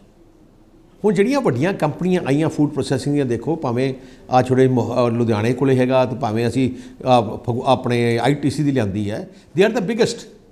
ਜਿੰਨਾ ਤੱਕ ਆਪਣੇ ਫੂਡ ਨੂੰ ਪ੍ਰੋਸੈਸ ਕਰਕੇ ਆਪਾਂ ਐਕਸਪੋਰਟ ਨਹੀਂ ਕਰਦੇ, ਹਿੰਦੁਸਤਾਨ ਦੀ ਬਾਹਰ ਐਕਸਪੋਰਟ ਕਰਨ ਨਾਲੋਂ ਨਾ ਹਿੰਦੁਸਤਾਨ ਦੀ ਮਾਰਕੀਟ ਹੀ ਬਹੁਤ ਵੱਡੀ ਹੈ। ਆਪਾਂ ਅੰਦਰ ਦੀ ਮਾਰਕੀਟ ਆਪਣੀ ਆਬਾਦੀ ਜੇ 7 ਬਿਲੀਅਨ ਪੋਪੂਲੇਸ਼ਨ ਵਰਲਡ ਦੀ ਹੈ, 1.5 ਬਿਲੀਅਨ ਤਾਂ ਆਪਣੀ ਹੈ। ਆਪਾਂ ਪੂਰੇ ਯੂਰਪ ਦੀ ਜਿਹੜੀ ਪੋਪੂਲੇਸ਼ਨ ਹੈ, ਮਤਲਬ UP ਸਟੇਟ ਜਿੰਨੀ ਹੈ। ਸੋ ਜੇ ਆਪਾਂ ਇੱਥੇ ਪ੍ਰੋਸੈਸ ਕਰੀਏ, ਹੁਣ ਇਹਦੀ ਪ੍ਰੋਸੈਸ ਦਾ ਸਕਸੈਸ ਪੋਲੈਂਡ ਹੈ। ਮੈਂ ਉੱਥੇ ਜਾ ਕੇ ਆਇਆ ਜਦੋਂ ਡਿਪਟੀ ਮਿਨਿਸਟਰ ਸੀ। 15 ਸਾਲ ਪਹਿਲੇ ਪੋਲੈਂਡ ਵਿੱਚ 90% ਆਪਣਾ ਰॉ ਫੂਡ ਬਣਦਾ ਸੀ, ਪ੍ਰੋਸੈਸਿੰਗ ਨਹੀਂ ਹੁੰਦੀ ਸੀ। 10-15 ਸਾਲਾਂ ਦੇ ਅੰਦਰ ਉਹਨਾਂ ਨੇ ਆਪਣੀ ਇਕਨੋਮੀ ਚੇਂਜ ਕਰਤੀ। ਹੁਣ 90% ਪ੍ਰੋਸੈਸ ਕਰਕੇ ਵੇਚਦੇ ਆ, ਹਰ ਚੀਜ਼ ਨੂੰ ਪ੍ਰੋਸੈਸ ਕਰਕੇ ਵੇਚਦੇ। ਪ੍ਰੋਸੈਸ ਨਾਲ ਇੱਕ ਤਾਂ ਕੀ ਹੋਊਗਾ, ਲਾਈਫ ਵੱਧ ਜੂਗੀ। ਨਾਲੇ ਪੰਜਾਬੀ ਫਾਰਮਰ ਨਾ ਬਹੁਤ ਅਗਰੈਸਿਵ ਹੈ। ਆਪਾਂ ਨੂੰ ਇਨਸੈਂਟਿਵਾਈਜ਼ ਕਰਨਾ ਪੈਣਾ, ਆਪਾਂ ਨੂੰ ਉਹਨਾਂ ਨੂੰ ਮਾਰਕੀਟਿੰਗ ਸਪੋਰਟ ਸੀ। ਪੰਜਾਬੀ ਫਾਰਮਰ ਨੂੰ ਮਾਰਕੀਟਿੰਗ ਸਪੋਰਟ ਚਾਹੀਦੀ ਹੈ। ਆ ਜਿਹੜਾ ਤੁਸੀਂ ਆਪਾਂ ਮੰਡੀਆਂ ਦੀ ਗੱਲ ਕੀਤੀ ਹੈ, ਜਿਹੜਾ ਆਪਾਂ ਪਰਚੇਜ਼ MSP ਦੀ, ਕਿਉਂ ਉਹ ਮਾਰਕੀਟਿੰਗ ਸਪੋਰਟ ਕਰਕੇ ਆਪਾਂ ਵੀਟ ਰਾਈਸ ਵਧੀ ਨਾ। ਜੇ ਆਪਾਂ ਸਾਰੀ ਦੂਜੀਆਂ ਚੀਜ਼ਾਂ ਦੀ ਮਾਰਕੀਟਿੰਗ ਸਪੋਰਟ ਸਟੇਟ ਗਵਰਨਮੈਂਟ ਸ਼ੋਰ ਕਰਦੇ, ਜਿਵੇਂ ਮੈਂ ਐਲਾਨ ਕੀਤਾ ਹੈ ਕਿ ਜਦੋਂ ਸਾਡੀ ਸਰਕਾਰ ਆਊਗੀ ਅਸੀਂ ਸਬਜ਼ੀਆਂ, ਫਰੂਟਸ, ਦੁੱਧ ਤੇ ਇਹ ਜਿਹੀਆਂ ਸਾਰਿਆਂ ਦੀ ਅਸੀਂ MSP ਦੇਵਾਂਗੇ, ਅਸੀਂ ਆਪਣੀ ਪ੍ਰੋਕਿਓਰ ਕਰਾਂਗੇ। ਇਹ ਬੜੀ ਇੰਪੋਰਟੈਂਟ ਗੱਲ ਹੈ ਕਿ ਤੁਸੀਂ ਆਪਣੀ MSP ਦੋਗੇ। ਕਿਸ ਤਰੀਕੇ ਨਾਲ ਦੋਗੇ ਤੁਸੀਂ? ਜਿਹੜਾ ਗੈਪ ਹੈ, ਫੋਰ ਐਗਜ਼ਾਮਪਲ, ਜੇ ਅਸੀਂ ਫੋਰ ਐਗਜ਼ਾਮਪਲ ਤੁਸੀਂ ਸਬਜ਼ੀਆਂ ਦੀ ਵੀ MSP ਦੋਗੇ? Yes we will declare. ਇੱਕ ਸਬਜ਼ੀ ਵੀ ਲਿਸਟ ਹੋ ਜੂਗੀ। ਆਪਾਂ ਜਿਹੜੇ ਲਿਸਟ ਜਿਹੜੇ ਪੰਜਾਬ 'ਚ ਹੁੰਦੀਆਂ, ਜੋ ਉਸ ਰੇਟ ਤੋਂ ਥੱਲੇ ਆਊਗਾ ਉਹਨਾਂ ਗੈਪ ਆਪਾਂ ਦੇਵਾਂਗੇ। ਉਹ ਗੈਪ ਪੰਜਾਬ ਸਰਕਾਰ ਉਹਨੂੰ ਰੀਪਲੇਸ ਕਰੇਗੀ। ਯੈਸ। ਇੱਕ ਅਸੀਂ ਜਦ ਇਹ ਕਿਸਾਨੀ ਅੰਦੋਲਨ ਚੱਲ ਰਿਹਾ ਸੀਗਾ, ਅਸੀਂ ਦੇਖਿਆ ਕਿ ਕਾਫੀ ਪ੍ਰੋਟੈਸਟ ਹੋਇਆ, ਪ੍ਰਾਈਵੇਟ ਸੈਕਟਰ ਦੇ ਖਿਲਾਫ ਵੀ ਹੋਇਆ, ਕਾਰਪੋਰੇਟਸ ਦੇ ਖਿਲਾਫ ਵੀ ਹੋਇਆ। ਹੁਣ ਜਿਹੜੀ ਅਸੀਂ ਗੱਲ ਕਰ ਰਹੇ ਹਾਂ, ਜੇ ਖੇਤੀ ਨੂੰ ਮਾਡਰਨਾਈਜ਼ ਕਰਨਾ ਔਰ ਖੇਤੀ ਨੂੰ ਅੱਗੇ ਲੈ ਕੇ ਜਾਣਾ ਹੈ, ਤਾਂ ਉਹਨਾਂ ਦੀ ਪਾਰਟਿਸਿਪੇਸ਼ਨ ਪ੍ਰਾਈਵੇਟ ਸੈਕਟਰ ਦੀ ਔਰ ਕਾਰਪੋਰੇਟਸ ਦੀ ਰਹੇਗੀ। ਤੁਸੀਂ ਇਸ ਚੀਜ਼ ਨੂੰ ਕਿਸ ਤਰੀਕੇ ਨਾਲ ਦੇਖਦੇ ਹੋ? ਕਿਉਂਕਿ ਤੁਹਾਡਾ ਇਸ ਚੀਜ਼ ਨੂੰ ਲੈ ਕੇ ਇਨੀਸ਼ੀਅਲੀ ਬਹੁਤ ਸਪੋਰਟ ਰਿਹਾ ਸੀ। ਇਸ ਚੀਜ਼ ਨੂੰ ਤੁਸੀਂ ਕਿਸ ਤਰੀਕੇ ਨਾਲ ਦੇਖਦੇ ਹੋ? ਕਿਸਾਨੀ ਅੰਦੋਲਨ ਦਾ ਲੜਾਈ ਇੰਡਸਟਰੀ ਨਾਲ ਨਹੀਂ ਸੀ। ਕਿਸਾਨੀ ਅੰਦੋਲਨ ਦੀ ਲੜਾਈ ਸੀ ਕਿ ਸਾਡੀ ਜ਼ਮੀਨਾਂ 'ਤੇ ਕਬਜ਼ਾ ਇੰਡਸਟਰੀ ਨੂੰ ਨਹੀਂ ਕਰਨਾ ਚਾਹੀਦਾ, ਸਾਡੇ ਉੱਤੇ ਕਬਜ਼ਾ ਇੰਡਸਟਰੀ ਨੂੰ ਨਹੀਂ ਕਰਨਾ ਚਾਹੀਦਾ। ਆਹ ਸੀ ਲੜਾਈ ਅਗੇਂਸਟ ਇੰਡਸਟਰੀ ਨਹੀਂ ਸੀ। ਜਿਹੜੀ ਆਪਾਂ ਇੰਡਸਟਰੀ ਦੇ ਬਗੈਰ ਕੋਈ ਸੂਬਾ ਡਿਵੈਲਪ ਨਹੀਂ ਹੋ ਸਕਦਾ। ਐਗਰੀਕਲਚਰ ਦੀ ਜ਼ਮੀਨ ਤਾਂ ਉਨੀ ਹੈ, ਆਪਾਂ ਕਿੰਨੀ ਜੇ 80 ਮਨ ਦੇ ਬਾਅਦ 85 ਮਨ ਵਧਾ ਦਾਂਗੇ, 80-90 ਮਨ, ਉਹ ਤੋਂ ਬਾਅਦ ਤਾਂ ਲਿਮਿਟ ਹੈ। ਆਪਣੀ ਨੌਜਵਾਨੀ ਨੂੰ ਜੌਬ ਦੇਣੇ, ਆਪਣੀ ਇੰਡਸਟਰੀਲਾਈਜੇਸ਼ਨ ਤੋਂ ਬਗੈਰ ਕੋਈ ਸੂਬਾ ਤਰੱਕੀ ਨਹੀਂ ਕਰ ਸਕਦਾ। ਪਿਛਲੇ 4 ਸਾਲ ਤੁਸੀਂ ਇੰਡਸਟਰੀਲਾਈਜੇਸ਼ਨ ਦੇਖੀ ਪੰਜਾਬ ਵਿੱਚ? ਮੈਂ ਨਾ ਇੱਕ ਐਗਜ਼ਾਮਪਲ ਨਹੀਂ ਤੁਸੀਂ ਦੇ ਸਕਦੇ। ਮੈਂ ਤਾਂ ਤੁਹਾਨੂੰ ਵੀ ਬੇਨਤੀ ਕਰਦਾ ਹਾਂ, ਇੱਕ ਫੈਕਟਰੀ ਦਾ ਨਾਂ ਦੱਸ ਦਿਓ, ਇੱਕ ਜਗ੍ਹਾ ਜਿੱਥੇ ਉਹਨੇ ਨਵੀਂ ਗੱਲ ਕੀਤੀ ਹੋਵੇ। ਸਾਡੇ ਟਾਈਮ ਜਿੰਨੀਆਂ ਇੰਡਸਟਰੀਜ਼ ਲੱਗੀਆਂ ਸਾਰੀਆਂ ਆਪਾਂ ਲਾਈਆਂ। ਮੈਨੂੰ ਯਾਦ ਹੈ, ਮੈਂ ਬੰਬੇ ਵੀ ਗਿਆ, ਸਾਰੀ ਜਗ੍ਹਾ ਤਾਂ ਗਿਆ ਸੀ, ਇਹ ਜੀ ਇਨਵੈਸਟਮੈਂਟ ਲਿਆਂਦੀ ਸੀ। ਆ ਜਿਹੜੇ ਮੋਹਾਲੀ 'ਚ ਇਨਫੋਸਿਸ, ਆ ਜਿਹੜੇ ਵੱਡੇ ਇੰਸਟੀਚਿਊਟ ਆਏ ਹੈ, ਸਾਰੇ ਆਪਾਂ ਲੈ ਕੇ ਆਏ। ਆਉਣਗੇ ਕਿਉਂ? ਇੱਕ ਗੱਲ ਦੱਸੋ, ਕਿਉਂ ਆਊਗਾ ਪੰਜਾਬ 'ਚ? ਅੱਜ ਕੱਲ੍ਹ ਉਹ ਵੇਲਾ ਨਹੀਂ ਹੈ ਕਿ ਤੁਸੀਂ ਘਰੇ ਬੈਠੋ, ਲੋਕੀ ਤੁਹਾਡੇ ਮਗਰ ਆਉਣਗੇ। ਮੁੱਖ ਮੰਤਰੀ ਨੂੰ ਜਾਣਾ ਪੈਣਾ, ਜਾ ਕੇ ਲਿਆਉਣੇ ਚੀਜ਼ਾਂ ਪੈਣੀਆਂ। ਪਰ ਕਾਂਗਰਸ ਇਹ ਕਹਿੰਦੀ ਹੈ ਕਿ ਹੁਣ ਬਿਜਲੀ ਅਵੇਲੇਬਲ ਹੈ ਪੰਜਾਬ ਵਿੱਚ, ਜਿਹੜੇ ਈਜ਼ ਆਫ ਬਿਜ਼ਨਸ ਹੈ, ਬਿਜ਼ਨਸ ਕਰਨ ਦੀ ਜਿਹੜਾ ਵੀ ਸੌਖਾਪਨ ਹੋਣਾ ਚਾਹੀਦਾ, ਉਹ ਉਹਨਾਂ ਨੇ ਵਧਾ ਦਿੱਤਾ। ਉਹ ਕਹਿੰਦੇ ਕਿ ਬਿਜ਼ਨਸ ਸੈਟਅਪ ਕਰਨਾ ਬਹੁਤ ਆਸਾਨ ਹੋ ਗਿਆ ਪੰਜਾਬ ਵਿੱਚ। ਫਿਰ ਬਿਜ਼ਨਸ ਕਿਉਂ ਨਹੀਂ ਆ ਰਹੀ ਫਿਰ ਪੰਜਾਬ? ਬਿਜ਼ਨਸ ਸੈਟ ਕਰਨਾ ਹੋਰ ਔਖਾ ਕਰਤਾ। ਅਸੀਂ ਇਨਵੈਸਟ ਪੰਜਾਬ ਬਣਾਇਆ ਸੀ, ਜਿੱਥੇ ਇੱਕ ਕਮਰੇ ਦੇ ਵਿੱਚ ਤੁਸੀਂ ਅਪਲਾਈ ਕਰੋ, 1 ਮਹੀਨੇ 'ਚ ਤੁਹਾਨੂੰ ਸਾਰਾ ਕੁਝ ਮਿਲ ਜਾਣਾ ਸੀ। ਆਉਣ ਸਰ ਬੰਦ ਕਰਤਾ, ਇੱਕ ਪ੍ਰੋਜੈਕਟ ਨਹੀਂ ਆਇਆ ਉਹਦੇ ਬਾਅਦ। ਇਹਨਾਂ ਨੇ ਇੱਕ ਗੱਲ ਸੋਚ ਲਈ ਸੀ ਕਿ ਜੋ ਸੁਖਬੀਰ ਸਿੰਘ ਬਾਦਲ ਜਾਂ ਸ਼੍ਰੋਮਣੀ ਅਕਾਲੀ ਸਰਕਾਰ ਨੇ ਕੀਤਾ ਸੀ, ਬੰਦ ਕਰਨਾ। ਮੈਂ ਸੇਵਾ ਕੇਂਦਰ ਖੋਲ੍ਹੇ ਸੀ। ਮਤਲਬ ਕੀ ਸੀ ਸੇਵਾ ਕੇਂਦਰ 'ਚ? ਪਿੰਡਾਂ ਦੇ ਵਿੱਚ, ਮੰਡੀਆਂ, ਸ਼ਹਿਰਾਂ ਦੇ ਵਿੱਚ ਤੁਹਾਨੂੰ 2-4 ਕਿਲੋਮੀਟਰ, 5 ਕਿਲੋਮੀਟਰ ਦੇ ਬਾਅਦ ਤੁਹਾਨੂੰ ਜਾਣ ਦੀ ਲੋੜ ਨਹੀਂ ਪਈ। ਸਰਕਾਰੀ DC SSP ਦਫ਼ਤਰਾਂ ਦੇ ਦੂਜੇ ਧੱਕੇ ਖਾਣ ਦੀ ਲੋੜ ਨਹੀਂ ਪਈ। ਤੁਹਾਨੂੰ ਸੇਵਾ ਕੇਂਦਰ ਆਪਣੇ ਪਿੰਡ 'ਚ ਹੀ ਸੇਵਾ ਕੇਂਦਰ ਹੋਊਗਾ। ਤੁਸੀਂ ਜਾ ਕੇ ਉੱਥੇ ਕਹੋ ਕੰਮ 5 ਮਿੰਟਾਂ 'ਚ ਕੰਮ ਕਰਾ ਕੇ ਆ ਜਾਓ। ਬੰਦ ਕਿਉਂ ਕੀਤੀ ਉਹਨਾਂ ਨੇ? ਕਿਉਂਕਿ ਉਹਨਾਂ ਨੇ ਕਿਹਾ ਕਿ ਸੇਵਾ ਕੇਂਦਰ ਇੱਕ ਸ਼੍ਰੋਮਣੀ ਅਕਾਲੀ ਦਲ ਦੀ ਗੇਦੇ ਨਾ, ਇਸ ਕਰਕੇ ਬੰਦ ਕਰ ਦਿਓ। ਇਨਵੈਸਟ ਪੰਜਾਬ ਜਿਹੜਾ ਪ੍ਰਾਈਮ ਮਿਨਿਸਟਰ ਮੋਦੀ ਨੇ ਕਿਹਾ, ਜਿਹਨੇ ease of doing business Punjab ਨੂੰ ਪੂਰੀ ਸਾਰੀ ਸਟੇਟਾਂ 'ਚੋਂ 1 ਨੰਬਰ ਤੇ ਲੈ ਕੇ ਗਿਆ, ਉਸ ਇਨਵੈਸਟ ਪੰਜਾਬ ਨੂੰ ਇਹਨਾਂ ਨੇ ਬੰਦ ਕਰ ਦਿੱਤਾ। ਤਾਂ ਇਹ ਤੋਂ ਨੈਗੇਟਿਵ ਸੋਚ ਕੀ ਹੋ ਸਕਦੀ ਹੈ ਸਰਕਾਰ ਦੀ? ਇੱਕ ਫੈਕਟਰੀ ਦੇ ਨਾਂ ਲਾ ਦਿਓ, ਇੱਕ ਵੱਡੀ ਸੜਕ ਦਾ ਨਾਂ ਦਿਓ, ਇੱਕ ਕੋਈ ਵੱਡਾ ਯੂਨੀਵਰਸਿਟੀ ਕਾਲਜ ਦਾ ਨਾਂ ਦੇ ਦਿਓ, ਇੱਕ ਵੱਡੇ ਹਸਪਤਾਲ ਦੱਸ ਦਿਓ ਕਿਹੜਾ ਤੁਸੀਂ ਇੱਕ ਗਰੀਬ ਨੂੰ ਕੋਈ ਨਵੀਂ ਸਹੂਲਤ ਦਿੱਤੀ ਹੋਏ। ਇੱਕ ਕਿਸਾਨ ਬਾਰੇ ਕਰਨਾ ਕੀ ਸੀ? ਜਿਹੜੇ ਆਪਣੇ ਸੈਂਟਰ ਦੀ ਸਰਕਾਰ ਆਪਣੇ ਨਾਲ ਵਿਤਕਰਾ ਕਰ ਰਹੀ ਹੈ, ਕੈਪਟਨ ਤਾਂ ਲੜਨ ਨੂੰ ਤਿਆਰ ਹੀ ਨਹੀਂ ਸੈਂਟਰ ਨਾਲ। DAP ਦੇ ਰੇਟ 1200 ਤੋਂ 1900 ਕਰਤੇ, ਪੰਜਾਬ ਸਰਕਾਰ ਘਰੇ ਬੈਠੀ ਹੈ। RDF ਆਪਣਾ ਜਿਹੜਾ ਰੂਰਲ ਡਿਵੈਲਪਮੈਂਟ ਫੰਡ ਆਉਂਦਾ ਸੀ, ਕਿਸਾਨ ਭਾਈਚਾਰਾ ਆਪਣਾ ਕਿਉਂ ਲੜਾਈ ਲੜ ਰਿਹਾ ਸੀ ਕਿ ਜਿਹੜਾ ਮੰਡੀਆਂ 'ਚ RDF ਬੰਦ ਹੋ ਗਿਆ ਤੇ ਸਾਡੀਆਂ ਮੰਡੀਆਂ ਫੇਲ ਹੋ ਜਾਣਗੀਆਂ, ਸੜਕਾਂ ਮੰਡੀਆਂ ਬੰਦ ਹੋ ਜਾਣਗੀਆਂ। ਮੈਂ ਉਹਨਾਂ ਨੂੰ ਦੱਸਣਾ ਚਾਹੁੰਦਾ, ਕੈਪਟਨ ਸਾਹਿਬ ਨੇ ਚੁੱਪ ਕਰਕੇ ਮੰਨ ਲਿਆ ਤੇ ਉਹਨਾਂ ਤੋਂ ਮਨਜ਼ੂਰੀ ਆਪਣੀ ਐਕਸੈਪਟ ਵੀ ਕਰ ਲਿਆ। RDF 3% ਆਉਂਦਾ ਸੀ, ਹੁਣ ਸੈਂਟਰ ਨੇ 1% ਕਰਦਾ, ਕੈਪਟਨ ਸਾਹਿਬ ਚੁੱਪ ਰਿਹਾ। ਇਸੀ ਗੱਲ ਤੇ ਤੁਸੀਂ ਇਹ ਕਿਹਾ ਕਿ ਡਾਇਰੈਕਟ ਬੈਨੀਫਿਟ ਟ੍ਰਾਂਸਫਰ, ਹਾਂਜੀ, ਕੈਪਟਨ ਸਾਹਿਬ ਨੇ 6 ਸਾਲ ਪਹਿਲੇ ਕਿਹਾ था ਹਾਂਜੀ अब 6 ਮਹੀਨੇ 'ਚ ਲਾਗੂ ਕਰ ਦਾਂਗੇ। ਕਿਉਂ? ਡਾਇਰੈਕਟ ਬੈਨੀਫਿਟ ਟ੍ਰਾਂਸਫਰ ਤੇ ਮੈਂ ਹੁਣੇ ਆਉਣਾ, ਪਰ ਤੁਸੀਂ ਰੀਸੈਂਟਲੀ ਇਹ ਕਿਹਾ ਸੀਗਾ ਕਿ ਕੈਪਟਨ ਅਮਰਿੰਦਰ ਸਿੰਘ ਕੇਂਦਰ ਤੋਂ ਡਰਦੇ ਨੇ, ਤਾਂ ਕਰਕੇ ਉਹ ਕਿਸੇ ਵੀ ਚੀਜ਼ ਨੂੰ ਜਿਹਨੂੰ ਕਹਿੰਦੇ ਉਹਦਾ ਵਿਰੋਧ ਨਹੀਂ ਕਰਦੇ। ਕਿਸ ਚੀਜ਼ ਤੋਂ ਡਰਦੇ ਨੇ ਉਹ? ਤੁਸੀਂ ਕਿਉਂ ਕਹਿ ਰਹੇ ਹੋ? ਉਹਨਾਂ ਦੇ ਕੇਸ ਉਹਨਾਂ ਦੇ ਚੱਲਦੇ ਰਹਿੰਦੇ ਆ। ਕੇਸ ਤੁਹਾਡੇ ਤੇ ਵੀ ਚੱਲ ਸਕਦੇ, ਤੁਸੀਂ ਵੀ ਡਰਦੇ ਹੋ? ਜੇ ਅਸੀਂ ਕੈਪਟਨ ਤੋਂ ਡਰੇ ਹਾਂ ਜਦੋਂ ਸਾਡੇ ਤੇ ਕੇਸ ਕੀਤਾ। ਡਰ ਉਹਨੂੰ ਹੋਏ ਜਿਹਨੇ ਪਰਿਵਾਰਾਂ ਨੇ ਜੇਲ੍ਹਾਂ ਨਾ ਦੇਖੀ ਹੋਣ। ਸਾਹ ਪ੍ਰਕਾਸ਼ ਸਿੰਘ ਬਾਦਲ ਨੂੰ 16 ਸਾਲ ਜੇਲ੍ਹ ਰੱਖਿਆ ਬਗੈਰ ਕੇਸ ਤੋਂ। ਸ਼੍ਰੋਮਣੀ ਅਕਾਲੀ ਦਲ ਦੇ ਸਾਰੇ ਲੀਡਰਾਂ ਦੇ, ਸਾਡੇ ਕੈਪਟਨ ਦੀ ਸਰਕਾਰ ਨੇ, ਤੁਸੀਂ ਹਰ ਅਸੈਂਬਲੀ ਹਲਕੇ ਜਾ ਕੇ ਦੇਖੋ, ਸਾਡੇ ਵਰਕਰਾਂ ਨੂੰ ਘਰੋਂ ਕੱਢਿਆ ਪਿਆ, ਸਾਡੇ ਵਰਕਰਾਂ ਦੇ ਝੂਠੇ ਕੇਸ ਪਾਏ ਪਿਆ। ਤੁਸੀਂ ਹੈਰਾਨ ਰਹਿ ਜਾਓਗੇ, 80 85 ਸਾਲ ਦੀ ਬਜ਼ੁਰਗ ਮਾਈਆਂ ਤੇ ਕੈਪਟਨ ਦੀ ਸਰਕਾਰ ਨੇ ਝੂਠੇ ਪਰਚੇ ਦੇ ਦਿੱਤੇ ਆ, 307 ਵਰਗੇ ਪਰਚੇ ਦਿੱਤੇ ਆ। ਆੜਤੀਏ ਪ੍ਰੋਟੈਸਟ ਕਰ ਰਹੇ ਆ, ਆੜਤੀਏ ਵਿਰੋਧ ਕਰ ਰਹੇ, ਕਿਸਾਨ ਵਿਰੋਧ ਕਰ ਰਹੇ ਡਾਇਰੈਕਟ ਬੈਨੀਫਿਟ ਟ੍ਰਾਂਸਫਰ ਦਾ। ਹਾਂ, ਤੁਸੀਂ ਉਹਨਾਂ ਦੇ ਮੰਤਰੀ ਦਾ ਕੀ ਬਿਆਨ ਸੀ? ਨਹੀਂ ਕੋਈ ਗੱਲ ਨਹੀਂ ਜੀ, ਅਸੀਂ ਹੁਣ ਜਿਵੇਂ ਕਹਿੰਦੇ ਮੰਨਣਾ ਪੈਣਾ, ਭਾਣਾ ਮੰਨਣਾ ਪੈਣਾ, ਕਿਉਂਕਿ ਉਹ ਕਹਿ ਰਹੇ ਕਿ ਅਸੀਂ ਪੈਸੇ ਨਹੀਂ ਦੇਵਾਂਗੇ, ਨਹੀਂ ਤਾਂ ਅਸੀਂ ਰਿਲੀਜ਼ ਹੀ ਨਹੀਂ ਕਰਾਂਗੇ ਫੰਡਸ। ਰਿਲੀਜ਼ ਸਾਨੂੰ ਵੀ ਮਨਪ੍ਰੀਤ ਬਾਦਲ ਨੇ ਕਿਹਾ ਸੀਗਾ ਕਿ ਸਾਨੂੰ ਵੀ 100 ਵਾਰ, ਜਦੋਂ ਬਾਦਲ ਸਾਹਿਬ ਮੁੱਖ ਮੰਤਰੀ 100 ਵਾਰ ਧਮਕੀਆਂ ਆਉਂਦੀਆਂ ਸੀ, ਅਸੀਂ ਆਹ ਨਹੀਂ ਕਰਾਂਗੇ। ਹੁਣ ਤੁਸੀਂ ਦੇਸ਼ ਦਾ ਇੱਕ ਬਹੁਤ ਵੱਡਾ ਹਿੱਸਾ ਹੋ, ਤੁਹਾਡਾ ਵੀ ਹੱਕ ਹੈ, ਤੁਸੀਂ ਲੜਾਈ ਲੜਦੇ। ਜੇ ਤੁਸੀਂ ਆਵਾਜ਼ ਹੀ ਨਹੀਂ ਉਠਾਉਣੀ, ਲੜਨਾ ਹੀ ਨਹੀਂ, ਜੇ ਤੁਹਾਡੇ ਵਿਰੋਧੀ ਨੂੰ ਪਤਾ ਹੈ ਕਿ ਜੋ ਮੈਂ ਕਹੂੰਗਾ ਇਹਨੇ ਕਰ ਦੇਣਾ ਹੈ, ਉਹਨਾਂ ਨੇ ਕਰਨਾ ਹੀ ਕਰਨਾ ਹੈ। ਡਾਇਰੈਕਟ ਬੈਨੀਫਿਟ ਟ੍ਰਾਂਸਫਰ ਦੇ ਤੁਸੀਂ ਫੇਵਰ ਵਿੱਚ ਹੋ ਜਾਂ ਤੁਸੀਂ ਉਹਦੇ ਖਿਲਾਫ ਹੋ? ਅਸੀਂ ਕਲੀਅਰ ਕੀਤਾ ਹੈ, ਬਾਦਲ ਸਾਹਿਬ ਦੇ ਸਮੇਂ 'ਚ ਵੀ ਆਏ ਇਸ਼ੂ ਆਇਆ ਸੀ, ਅਸੀਂ ਕਿਹਾ ਕਿਸਾਨ ਤੇ ਛੱਡ ਦਿਓ। ਹਰ ਇੱਕ ਕਿਸਾਨ ਤੇ, ਜੇ ਕਿਸਾਨ ਕਹਿੰਦਾ ਮੈਨੂੰ ਡਾਇਰੈਕਟ ਚਾਹੀਦਾ, ਡਾਇਰੈਕਟ ਆ ਜਾਏ। ਮੈਂ ਤੈਨੂੰ ਉਹੀ ਕਰਦਾ, ਕਿਸਾਨ ਤੇ ਆੜਤੀਏ ਦਾ ਇੱਕ ਬੜਾ ਸੰਬੰਧ ਹੈ। ਆੜਤੀਆ ਤੇ ਕਿਸਾਨ ਦਾ ਰਿਸ਼ਤਾ ਪਿਛਲੇ 40 50 100 ਸਾਲ ਪਰ ਕਿੰਨੇ ਸਾਲਾਂ ਦਾ ਚੱਲ ਰਿਹਾ। ਤੁਸੀਂ ਇੱਕਦਮ ਇਹ ਰਿਸ਼ਤਾ ਕਿਵੇਂ ਤੋੜੋਗੇ? ਉਹਨੂੰ ਹਰ ਰੋਜ਼ ਆੜਤੀਏ ਦੀ ਲੋੜ ਪੈਂਦੀ ਹੈ, ਆੜਤੀ ਨੂੰ ਕਿਸਾਨ ਦੀ ਲੋੜ ਪੈਂਦੀ ਹੈ। ਤੁਸੀਂ ਇੱਕ ਦਿਨ ਫੈਸਲਾ ਦਿੱਲੀ ਆ ਕੇ ਕਰ ਦੋਗੇ, ਨਹੀਂ ਤੋੜ ਦਿਓ। ਹੁਣ ਜਿਹੜਾ ਮੰਡੀ ਸਿਸਟਮ ਹੈ, APMC ਐਕਟ ਹੈ ਪੰਜਾਬ ਦਾ, ਹਿੰਦੁਸਤਾਨ ਸਭ ਤੋਂ ਬਿਹਤਰ ਐਕਟ ਹੈ। ਨਵੇਂ 3 ਕਾਨੂੰਨ ਬਣਾਉਣ ਦੇ ਬਜਾਏ ਮੋਦੀ ਸਾਹਿਬ ਨੂੰ ਪੰਜਾਬ ਦੇ ਐਕਟ ਨੂੰ ਸਾਰੇ ਹਿੰਦੁਸਤਾਨ 'ਚ ਲਾਗੂ ਕਰ ਦੇਣ। ਜੇ ਉਸ ਐਕਟ ਰਾਹੀਂ ਪੰਜਾਬ 2% ਏਰੀਆ ਨੇ 60% ਅੰਨ ਪੈਦਾ ਕਰ ਦਿੱਤਾ, ਜੇ ਦੇਸ਼ 'ਚ ਲਾਗੂ ਹੋ ਜੇ ਸਾਰੇ ਆਪਣਾ ਪੰਜਾਬ ਦਾ ਐਕਟ, ਦੇਖੋ ਦੇਸ਼ ਕਿਵੇਂ ਤਰੱਕੀ ਕਰ ਸਕਦਾ। ਪਰ ਨਹੀਂ, ਅਸੀਂ ਚੀਜ਼ ਬਣਾ ਲਈ, ਹੁਣ ਅਸੀਂ ਡਿਸਟਰੋਏ ਕਰਨਾ, ਐਂ ਥੋੜ੍ਹੀ ਹੋ ਸਕਦਾ। ਅਕਾਲੀ ਦਲ ਦਾ ਕਾਂਗਰਸ ਕਿੰਨਾ ਥ੍ਰੈਟ ਸਮਝਦੀ ਹੈ? ਜਿਹੜੀ ਹੁਣੇ ਮੈਂ ਇਹਨੂੰ ਇਸ ਗੱਲ ਦੇ ਕੰਟੈਕਸਟ ਵਿੱਚ ਕਹਿ ਰਿਹਾ ਕਿ ਜਿਹੜਾ ਹਾਈ ਕੋਰਟ ਦਾ ਹੁਣੀ ਫੈਸਲਾ ਆਇਆ SIT ਦੇ ਖਿਲਾਫ, ਬਰਗਾੜੀ, ਬੈਬਲ ਕਲਾਂ, ਕੋਟਕਪੂਰਾ ਫਾਇਰਿੰਗ ਇਨਸੀਡੈਂਟ ਨੂੰ ਲੈ ਕੇ, ਜਿੱਥੇ ਉਹਨਾਂ ਨੇ ਜਿਹੜੀ ਰਿਪੋਰਟ ਸਬਮਿਟ ਹੋਈ ਹੈ ਉਹਨੂੰ ਕੁਐਸ਼ ਕੀਤਾ। ਉਹਨਾਂ ਨੇ ਇਹ ਕਿਹਾ ਕਿ ਜਿਹੜੇ SIT ਦੇ ਚੀਫ ਹੈਗੇ ਉਹਨਾਂ ਨੂੰ ਰੀਪਲੇਸ ਕੀਤਾ ਜਾਏ। ਇਸ ਚੀਜ਼ ਨੂੰ ਤੁਸੀਂ ਕਿਸ ਤਰੀਕੇ ਨਾਲ ਦੇਖਦੇ ਹੋ? ਸ਼੍ਰੋਮਣੀ ਅਕਾਲੀ ਦਲ ਨੇ ਲਗਾਤਾਰ ਜਦੋਂ ਵੀ ਪੰਥ 'ਤੇ ਹਮਲੇ ਹੋਏ, ਜੇ ਸਾਡੇ ਗੁਰੂ ਘਰਾਂ ਦੇ ਹੋਏ ਜਾਂ ਕਿਤੇ ਹੋਰ ਹੋਏ, ਉਹ ਲੜਾਈ ਲੜੀ। ਤੁਸੀਂ ਦੇਖ ਲਓ, ਸਾਡਾ ਤੇ ਕਾਂਗਰਸ ਦਾ ਪੁਰਾਣਾ ਦੁਸ਼ਮਣੀ ਚੱਲਦੀ ਹੈ। ਦੁਸ਼ਮਣੀ ਕੀ ਹੈ? ਉਹਨਾਂ ਨੇ ਸਾਡੇ ਗੁਰੂ ਧਾਮਾਂ 'ਤੇ ਹਮਲੇ ਕੀਤੇ, ਗੁਰਦੁਆਰਿਆਂ 'ਤੇ ਉਹਨਾਂ ਨੇ ਸਾਡੇ ਟੈਂਕਾਂ ਤੋਪਾਂ 'ਤੇ ਅਟੈਕ ਕੀਤਾ, ਹਜ਼ਾਰਾਂ ਸਾਡੇ ਸਿੱਖ ਭੈਣ ਭਰਾਵਾਂ ਦਾ ਕਤਲੇਆਮ ਕਰਾਇਆ। ਉਹਨਾਂ ਦੇ ਮਨ 'ਚ ਇੱਕ ਸਾਡੇ ਐਂਟੀ ਹੈ। ਉਹਨਾਂ ਦੇ ਏਮ ਕਾਂਗਰਸ ਇੱਕੋ ਇੱਕ ਹੈ ਕਿ ਖਾਲਸਾ ਪੰਥ ਦੀ, ਪੰਜਾਬੀਆਂ ਦੀ ਇੱਕੋ ਇੱਕ ਪਾਰਟੀ ਹੈ ਸ਼੍ਰੋਮਣੀ ਅਕਾਲੀ ਦਲ, ਇਹਨੂੰ ਬਦਨਾਮ ਕੀਤਾ ਜਾਏ। ਹੁਣ ਜਿਹੜੀ ਬੇਅਦਬੀ ਕਹਿੰਦੇ ਸੀ ਸ਼੍ਰੋਮਣੀ ਅਕਾਲੀ ਦਲ ਦੀ ਸਰਕਾਰ ਨੇ ਕਰਾਈ ਹੈ। ਸ਼੍ਰੋਮਣੀ ਅਕਾਲੀ ਦਲ ਪੰਥ ਦੀ ਨੁਮਾਇੰਦਾ ਪਾਰਟੀ ਹੈ। 100 ਸਾਲ ਲਗਾਤਾਰ ਹੋ ਗਏ ਗੁਰੂ ਘਰਾਂ ਦੀ ਸੇਵਾ ਕਰਦੇ। ਜਿਹੜਾ ਬੰਦਾ ਗੁਰੂ ਘਰ ਦੀ ਸੇਵਾ 100 ਸਾਲ ਕਰਦਾ ਹੋਇਆ ਕਿਤੇ ਸੋਚ ਨਹੀਂ ਸਕਦਾ ਇਹ ਜੀ ਗੱਲ ਕਰਨੀ। ਪਰ ਨਹੀਂ ਪ੍ਰੋਪੇਗੈਂਡਾ ਇਹਨਾਂ ਕੀਤਾ। ਕੈਪਟਨ ਸਾਹਿਬ ਨੇ, ਕਿਉਂਕਿ ਉਹਨਾਂ ਦਾ ਮਨ ਸੀ ਕਿ ਸ਼੍ਰੋਮਣੀ ਅਕਾਲੀ ਦਲ ਖਤਮ ਹੋ ਜਾਏ ਤੇ ਫਿਰ ਸਾਡਾ ਕਬਜ਼ਾ ਪੂਰਾ ਪੰਜਾਬ 'ਚ ਰਹੂਗਾ। ਸ਼੍ਰੋਮਣੀ ਅਕਾਲੀ ਦਲ ਦਾ ਮਤਲਬ ਜਿਹੜਾ ਵੀ ਟਾਰਗੇਟ ਉਹਨਾਂ ਦਾ ਸੀਗਾ ਕਿ ਬਾਦਲ ਲੀਡਰਸ਼ਿਪ ਸੀ ਕਿ ਟਾਰਗੇਟ ਸ਼੍ਰੋਮਣੀ ਕੀ ਅਕਾਲੀ ਦਲ, ਪ੍ਰੋਪੇਗੈਂਡਾ ਤੁਹਾਡੇ ਖਿਲਾਫ ਸੀਗਾ? ਕਿਉਂਕਿ Badal Sahib as a president ਸੀ, as head of the thing, and Shiromani Akali Dal community represent ਕਰਦੀ ਪੰਜਾਬੀਆਂ ਨੂੰ। ਹੁਣ ਉਹਨਾਂ ਦਾ ਮਕਸਦ ਸੀ ਇਹਨੂੰ ਕਰ ਦਿਓ। 4 ਸਾਲ ਹੋ ਗਏ ਇਨਵੈਸਟੀਗੇਸ਼ਨ, ਜਿਹੜਾ ਕੁਵਰ ਵਿਜੇ ਪ੍ਰਤਾਪ ਲਾਇਆ ਉਹਨੂੰ ਐ ਨਹੀਂ ਕਿਹਾ ਕਿ ਦੋਸ਼ੀ ਲੱਭ, ਉਹਦਾ ਨਿਸ਼ਾਨਾ ਸੀ ਕਿ ਤੂੰ ਕਿਵੇਂ ਨਾ ਕਿਵੇਂ ਝੂਠ ਸੱਚਾ ਬਾਦਲ ਪਰਿਵਾਰ ਤੇ ਸ਼੍ਰੋਮਣੀ ਅਕਾਲੀ ਦਲ ਸਰਕਾਰ ਨੂੰ ਅੰਦਰ ਗਿਲਟੀ ਕਰਾ।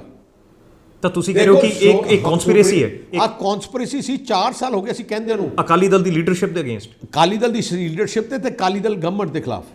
ਸੋ ਤੁਸੀਂ ਦੇਖਿਆ ਹੋਣਾ 4 ਸਾਲ ਲਗਾਤਾਰ ਅਸੀਂ ਕਹਿੰਦੇ ਗਏ। ਮੈਂ ਤਾਂ ਅੱਜ ਵੀ ਚੈਲੰਜ ਕਰਦਾ, ਇੱਕ ਵੀ ਸਾਡੇ ਤੇ ਤੁਸੀਂ ਹੁਣ ਪੁਲਿਸ ਉਹਨਾਂ ਕੋਲੇ ਹੈ, ਸਾਨੂੰ ਬਦਨਾਮ ਕੀਤਾ ਸੀ, ਪੁਲਿਸ ਉਹਨਾਂ ਕੋਲੇ ਸਾਨੂੰ ਕਿਉਂ ਨਹੀਂ ਫੜਿਆ? ਕਿਉਂਕਿ ਉਹਨੇ ਜਿਹੜਾ ਜਸਟਿਸ ਰਣਜੀਤ ਸਿੰਘ ਕਮਿਸ਼ਨ ਸੀ ਸਾਰਾ ਕੁਝ ਲਾ ਲੂ ਕੇ ਲਿਖ ਨਹੀਂ ਸਕੇ, ਕਿਉਂਕਿ ਉਹਨੂੰ ਪਤਾ ਕਿ ਝੂਠ ਤੇ ਝੂਠ ਹੈ। ਤੇ ਹਾਈ ਕੋਰਟ ਨੇ ਕਲੀਅਰ ਇਹਨਾਂ ਦੇ ਮੂੰਹ ਤੇ ਥੱਪੜ ਮਾਰਿਆ ਕਾਂਗਰਸ ਸਰਕਾਰ ਤੇ ਕਿ ਤੁਸੀਂ 4 ਸਾਲ ਲੋਕਾਂ ਦੀ ਭਾਵਨਾ ਨਾਲ ਖੇਡ ਕੇ ਤੁਸੀਂ ਆਪਣੇ ਅਫਸਰਾਂ ਨੂੰ ਵਰਤ ਕੇ ਤੁਸੀਂ ਝੂਠਾ ਕੇਸ ਬਣਾਇਆ ਤੇ ਉਹਨਾਂ ਚੱਕ ਕੇ ਬਾਹਰ ਮਾਰਿਆ। ਦੇਖੋ ਇਹ ਤੋਂ ਵੱਧ ਕਲੈਰਿਟੀ ਨਾਲ ਕੀ ਵਰਡਿਕਟ ਹੋ ਸਕਦਾ ਜਦੋਂ ਜੱਜ ਨੇ ਆਪਣਾ ਫੈਸਲਾ ਦਿੱਤਾ। ਸੁਖਬੀਰ ਜੀ, ਤੁਸੀਂ ਨਰੇਗਾ ਸਕੈਮ ਦੀ ਗੱਲ ਕਰ ਰਹੇ ਹੋ, ਤੁਸੀਂ ਇਹ ਕਹਿ ਰਹੇ ਹੋ ਕਿ ਜਿਹੜੇ ਅਫਸਰ ਕਿਸੇ ਵੀ ਚੀਜ਼ ਵਿੱਚ ਇਨਵੋਲਵਡ ਪਾਏ ਗਏ ਤੁਸੀਂ ਉਹਨਾਂ ਦੇ ਖਿਲਾਫ ਕਾਰਵਾਈ ਕਰੋਗੇ। ਤੁਸੀਂ ਕੀ ਦੇਖਿਆ ਪਿਛਲੇ 4 ਸਾਲ ਦੌਰਾਨ? ਤੁਹਾਨੂੰ ਕਿੱਥੇ ਪ੍ਰੋਬਲਮ ਨਜ਼ਰ ਆਈ ਹੈ ਜਿਹੜੀ ਤੁਸੀਂ ਇਹ ਗੱਲ ਕਹਿ ਰਹੇ ਹੋ? 5-6 ਜਗ੍ਹਾ 'ਚ ਐਡੇ ਵੱਡੇ ਕਪਲੇ ਹੋਏ ਹੈ। ਐਂਡ ਤੁਸੀਂ ਨਰੇਗਾ, ਮੈਂ ਤੁਹਾਨੂੰ ਐਗਜ਼ਾਮਪਲ ਦੇਣਾ ਚਾਹਣਾ, ਹਰ ਸਾਲ ਤਕਰੀਬਨ 1000 crore government of India NREGA ਦੀ ਦਿੰਦੀ ਹੈ, 1000 ਕਰੋੜ। ਕਾਂਗਰਸ ਨੇ ਇਹਨੂੰ ਦੇ ਲੀਡਰਸ਼ਿਪ ਥੱਲੇ ਨੇ ਉਹਨੂੰ ਮਨੀ ਮੇਕਿੰਗ ਮਸ਼ੀਨ ਬਣਾ ਲਿਆ। ਉਹਨਾਂ ਨੇ ਕੀ ਕੀਤਾ, ਜਿੰਨੇ ਕਾਂਗਰਸ ਦੇ ਐਮਐਲਏ ਤੇ ਇਹਨਾਂ ਦੇ ਡਿਸਟ੍ਰਿਕਟ ਪ੍ਰੈਜ਼ੀਡੈਂਟ ਹੈ ਜਾਂ ਉਹਨਾਂ ਦੇ ਦੂਜੇ ਹੈ, ਇਹਨਾਂ ਨੇ ਆਪਣੀਆਂ ਇੰਟਰਲੋਕਿੰਗ ਟਾਈਲਾਂ ਦੀ ਫੈਕਟਰੀਆਂ ਲਾ ਲਈਆਂ। ਅੱਛਾ, ਬੇਵਕੂਫ ਇੰਨੇ ਹੈ ਆਪਣੇ ਨਾਂ ਤੇ ਲਾ ਲਈਆਂ। ਤੇ ਜਿਹੜਾ ਵੀਡੀਓ ਹੈ ਪੰਚਾਇਤ ਸੈਕਟਰੀ ਨੂੰ ਕਿਹਾ ਕਿ ਆਹ ਪਿੰਡਾਂ 'ਚ ਨਰੇਗਾ ਆਪਾਂ ਪਿੰਡਾਂ ਵਾਲੇ ਸਰਪੰਚ ਨੂੰ ਕਹੋ ਤਾਂ ਮਿਲੂਗਾ ਪੈਸਾ ਜੇ ਤੁਸੀਂ ਇਸ ਫੈਕਟਰੀ ਤੋਂ ਤੁਸੀਂ ਲਓਗੇ। ਸਾਡੇ ਕੋਲ ਪੂਰਾ ਰਿਕਾਰਡ ਆ ਕਿਹੜੀ ਫੈਕਟਰੀ ਹੈ, ਕਿਹੜੇ ਕਾਂਗਰਸ ਦੀ, ਤੇ ਰੇਟ ਜੇ ਇੰਟਰਲੋਕਿੰਗ ਰੇਟ ਦੀ ਮਾਰਕੀਟ ਜਿਵੇਂ ਫੋਰ ਐਗਜ਼ਾਮਪਲ 5 ਰੁਪਏ ਇੱਟ ਦੀ, ਇਹਨਾਂ ਨੇ 7 ਰੁਪਏ 8 ਰੁਪਏ ਵੱਡਾ ਕਰਕੇ ਕਈ ਪੈਸਾ ਮਰੇ ਹੋਏ ਲੋਕਾਂ ਦਾ, ਜਿਹੜੇ ਮਰੇ ਆ ਉਹਨਾਂ ਦੇ ਨਾਂ ਤੇ ਪੈਸਾ ਕਢਾ ਲਿਆ। ਅਸੀਂ ਤੁਸੀਂ ਦੇਖਿਆ ਹੋਣਾ, ਮੈਂ ਆਪ ਉਦੋਂ ਤੋਮਰ ਸਾਹਿਬ ਮਿਨਿਸਟਰ, ਉਹਨੂੰ ਅਸੀਂ ਪ੍ਰੈਜੈਂਟੇਸ਼ਨ ਦਿੱਤੀ, ਉਹਨੇ ਟੀਮ ਭੇਜ ਕੇ ਉਹਨੂੰ ਫੜ ਵੀ ਲਏ ਬੰਦੇ, ਕਾਂਗਰਸ ਦੀ ਲੀਡਰਸ਼ਿਪ। ਪਰ ਹੁਣ ਇਹਨਾਂ ਨੇ ਜਾਣ ਕੇ ਉੱਥੇ ਗੱਲ, ਹੁਣ ਮੋਦੀ ਸਾਹਿਬ ਗੱਲ ਸਾਰਾ ਕੁਝ ਕੇਸ ਰੁਕਾ ਲਿਆ। ਤੁਹਾਡੇ ਟਾਈਮ ਜੇ ਤੁਹਾਡਾ ਕੋਈ ਲੀਡਰ ਇੱਦਾਂ ਦੀ ਕੋਈ ਚੀਜ਼ ਕਰਦਾ ਕੀ ਤੁਸੀਂ ਰੋਕ ਲੈਂਦੇ ਸੀ, ਤੁਸੀਂ ਰੋਕਦੇ ਸੀ? ਸਾਡੇ ਟਾਈਮ 'ਚ ਇਹ ਜਿਹੇ ਘਪਲੇ ਕਿਤੇ ਨਹੀਂ ਹੋਏ। ਜਿਵੇਂ ਹੁਣ ਸ਼ਰਾਬ ਹੈ, ਫੈਕਟਰੀਆਂ ਜਾਲੀ ਸ਼ਰਾਬ ਜਿਹੜੀ ਸਕੌਚ ਲੋਕੀ ਪੀਂਦੇ ਹੈ, ਬਲੈਕ ਲੇਬਲ ਪੀਂਦੇ ਆ, ਰੈਡ ਲੇਬਲ, ਜੋ ਵੀ ਸ਼ਰਾਬ ਪੀਂਦੇ ਹੈ, ਕੋਈ ਸੋਚ ਸਕਦਾ ਕਿ ਸਾਰੀਆਂ ਆਪਣੇ ਰਾਜਪੁਰਾ ਬੰਦੀਆਂ ਸੀ? ਕੌਣ ਬਣਾ ਰਿਹਾ ਸੀ? ਕਾਂਗਰਸ ਦੇ ਐਮਐਲਏ ਦੇ ਜਿਹੜਾ ਡਿਸਟ੍ਰਿਕਟ ਪ੍ਰੈਜ਼ੀਡੈਂਟ ਉਹਨਾਂ ਦਾ ਕਾਂਗਰਸ ਦਾ ਦੂਜੇ ਬਣਾ ਰਿਹਾ। ਫੈਕਟਰੀਆਂ ਫੜੀ ਗਈਆਂ, ਫੈਕਟਰੀਆਂ ਉੱਥੇ ਆਪਣੇ ਖੰਨੇ ਫੜੀ ਗਈਆਂ, ਪਰ ਕੋਈ ਨਹੀਂ ਇੱਕ ਬੰਦਾ ਅੰਦਰ ਕੀਤਾ ਉਹਨਾਂ ਨੇ। ਅੱਜ ਗੈਂਗਸਟਰ, ਤੁਸੀਂ ਹੁਣ ਗੱਲ ਕਰਦੇ ਹੋ law and order the, UP the gangster Ansari Punjab 'ਚ ਕੀ ਕਰ ਰਿਹਾ? 3 ਸਾਲ ਇੱਥੇ ਰੱਖਿਆ ਉਹਨੂੰ ਐਜ਼ ਅ VIP ਗੈਸਟ। ਉਹਦੇ ਕੋਲੇ ਜੇਲ੍ਹ ਦੇ ਵਿੱਚ 40 ਉਹਦੇ ਆਪਣੇ ਗਨਮੈਨ ਵਿੱਚ ਸੀ ਉਹਦੇ ਨਾਲ। ਕਿਉਂ ਰੱਖਿਆ ਸੀ? ਕੈਪਟਨ ਸਾਹਿਬ ਦੀ ਉਹਨਾਂ ਦਾ ਦੋਸਤੀ ਹੈ। ਤੁਸੀਂ ਕਹੋ ਜਿਹੜਾ ਮੁੱਖ ਮੰਤਰੀ ਇੱਥੇ ਰੱਖਿਆ, ਝੂਠਾ ਜਿਹਾ ਕੇਸ ਬਣਾ ਲਾ, ਰਿਮਾਂਡ 'ਤੇ ਲਿਆਏ ਉੱਥੋਂ ਝੂਠੇ ਕੇਸ ਬਣਾ ਕੇ ਕਿ ਉਹਨੂੰ ਉੱਥੇ ਤੰਗ ਹੁੰਦਾ ਜੀ, ਉਹਨੂੰ ਇੱਥੇ ਰੱਖ ਲਓ। ਹੁਣ ਜਿਹੜੇ ਜਿੰਨੇ ਹੈਗੇ ਜਿਹੜਾ ਗੈਂਗਸਟਰ ਸਾਰੇ, ਅੱਜ ਮੈਂ ਤੁਹਾਨੂੰ ਦੱਸਾਂ ਵੱਡੀ ਸਭ ਤੋਂ ਮਾੜੀ ਗੱਲ ਕੀ ਹੋ ਰਹੀ ਹੈ। ਤੁਸੀਂ ਜਿੰਨੀਆਂ ਵੀ ਮੰਡੀਆਂ 'ਚ, ਮੈਂ ਫਿਰੋਜ਼ਪੁਰ ਗਿਆ, ਮਲੋਟ ਗਿਆ, ਬਠਿੰਡੇ ਗਿਆ, ਸ਼ਹਿਰਾਂ 'ਚ, ਉੱਧਰ ਮੈਂ ਮਾਲਵੇ ਦੇ ਹਲਕੇ 'ਚ ਬਹੁਤ ਜਗ੍ਹਾ ਗਿਆ, ਜਿਹੜੇ ਕੋਈ ਵੈਲ ਟੂ ਡੂ ਕੋਈ ਲੋਕ ਹੈ, ਕੋਈ ਡਾਕਟਰ ਹੈ, ਕੋਈ ਬਿਜ਼ਨਸਮੈਨ, ਸਾਰਿਆਂ ਨੂੰ ਗੈਂਗਸਟਰਾਂ ਤੋਂ ਟੈਲੀਫੋਨ ਆਉਂਦੇ ਆ ਫਰੌਤੀ ਦੇ। ਅੱਧੇ ਲੋਕ ਵਿਚਾਰੇ ਬਗੈਰ ਪੁਲਿਸ ਨੂੰ ਦੱਸੇ ਦੇਈ ਜਾਂਦੇ। ਮੈਂ ਲੋਕਾਂ ਨੇ ਆਹ ਕੰਮ ਮੈਨੂੰ ਕਿਹਾ, ਕਹਿੰਦੀ ਪੁਲਿਸ ਪਤਾ ਨਹੀਂ ਕੀ ਕਰਦੀ ਹੈ, ਸਾਨੂੰ ਤਾਂ ਰੋਜ਼ ਟੈਲੀਫੋਨ ਜੇਲ੍ਹਾਂ ਤੋਂ ਆਉਂਦੇ ਆ। ਤੁਸੀਂ ਇਹਨੂੰ ਠੀਕ ਕਰ ਸਕਦੇ ਹੋ? ਫੜ ਕੇ ਇਹਨਾਂ ਨੂੰ ਅੰਦਰ ਕਰੋ। ਤੁਸੀਂ ਮੈਸੇਜ ਮੁੱਖ ਮੰਤਰੀ 'ਤੇ ਡਿਪੈਂਡ ਹੁੰਦਾ ਹੈ। ਜੇ ਤੁਸੀਂ ਸਖਤੀ ਕਰੋਗੇ ਤਾਂ ਆਪਣੇ ਆਪ ਠੀਕ ਹੋ ਜਾਊਗਾ। ਸੁਖਬੀਰ ਜੀ, ਇਹ ਸਾਰਾ ਜਿਹੜਾ ਮਸਲਾ ਸੀਗਾ, ਜਿੱਥੇ ਲਾਲ ਕਿਲੇ ਤੇ ਜਾ ਕੇ ਗੱਲ ਹੋਈ ਸੀਗੀ ਕਿ ਉੱਥੇ ਝੰਡੇ ਲਹਿਰਾ ਦਿੱਤੇ ਗਏ, ਉੱਥੇ ਨਿਸ਼ਾਨ ਸਾਹਿਬ ਲਹਿਰਾਇਆ ਗਿਆ, ਔਰ ਉਸ ਤੋਂ ਬਾਅਦ ਦੀਪ ਸਿੱਧੂ ਦੇ ਪਿੱਛੇ ਪੈ ਗਈ ਦਿੱਲੀ ਪੁਲਿਸ, ਔਰ ਉਸ ਤੋਂ ਬਾਅਦ ਲੱਖਾ ਸਿਧਾਨਾ ਦੇ ਵੀ ਪਿੱਛੇ ਪੈ ਗਏ, ਅਵਾਰਡ ਵੀ ਅਨਾਊਂਸ ਹੋਇਆ, ਦਿੱਲੀ ਪੁਲਿਸ ਪੰਜਾਬ ਵੀ ਆਉਂਦੀ ਹੈ, ਦਿੱਲੀ ਪੁਲਿਸ ਲੱਖਾ ਸਿਧਾਣਾ ਦੇ ਬ੍ਰਦਰ ਨੂੰ ਵੀ ਚੱਕਦੀ ਹੈ। ਇਹ ਸਾਰੀ ਜਿਹੜੀ ਦਿੱਲੀ ਪੁਲਿਸ ਦੀ ਐਕਟੀਵਿਟੀ ਤੁਸੀਂ ਪੰਜਾਬ ਵਿੱਚ ਦੇਖ ਰਹੇ ਹੋ, ਕਿਸ ਤਰੀਕੇ ਨਾਲ ਦੇਖਦੇ ਹੋ? ਮੁੱਖ ਮੰਤਰੀ ਆਪਣਾ ਬੜਾ ਕਮਜ਼ੋਰ ਹੈ। ਜਿਵੇਂ ਮੈਂ ਕਿਹਾ, ਸੈਂਟਰ ਸਰਕਾਰ ਬੀਜੇਪੀ ਸਰਕਾਰ ਦੇ ਥੱਲੇ ਲੱਗ ਗਿਆ।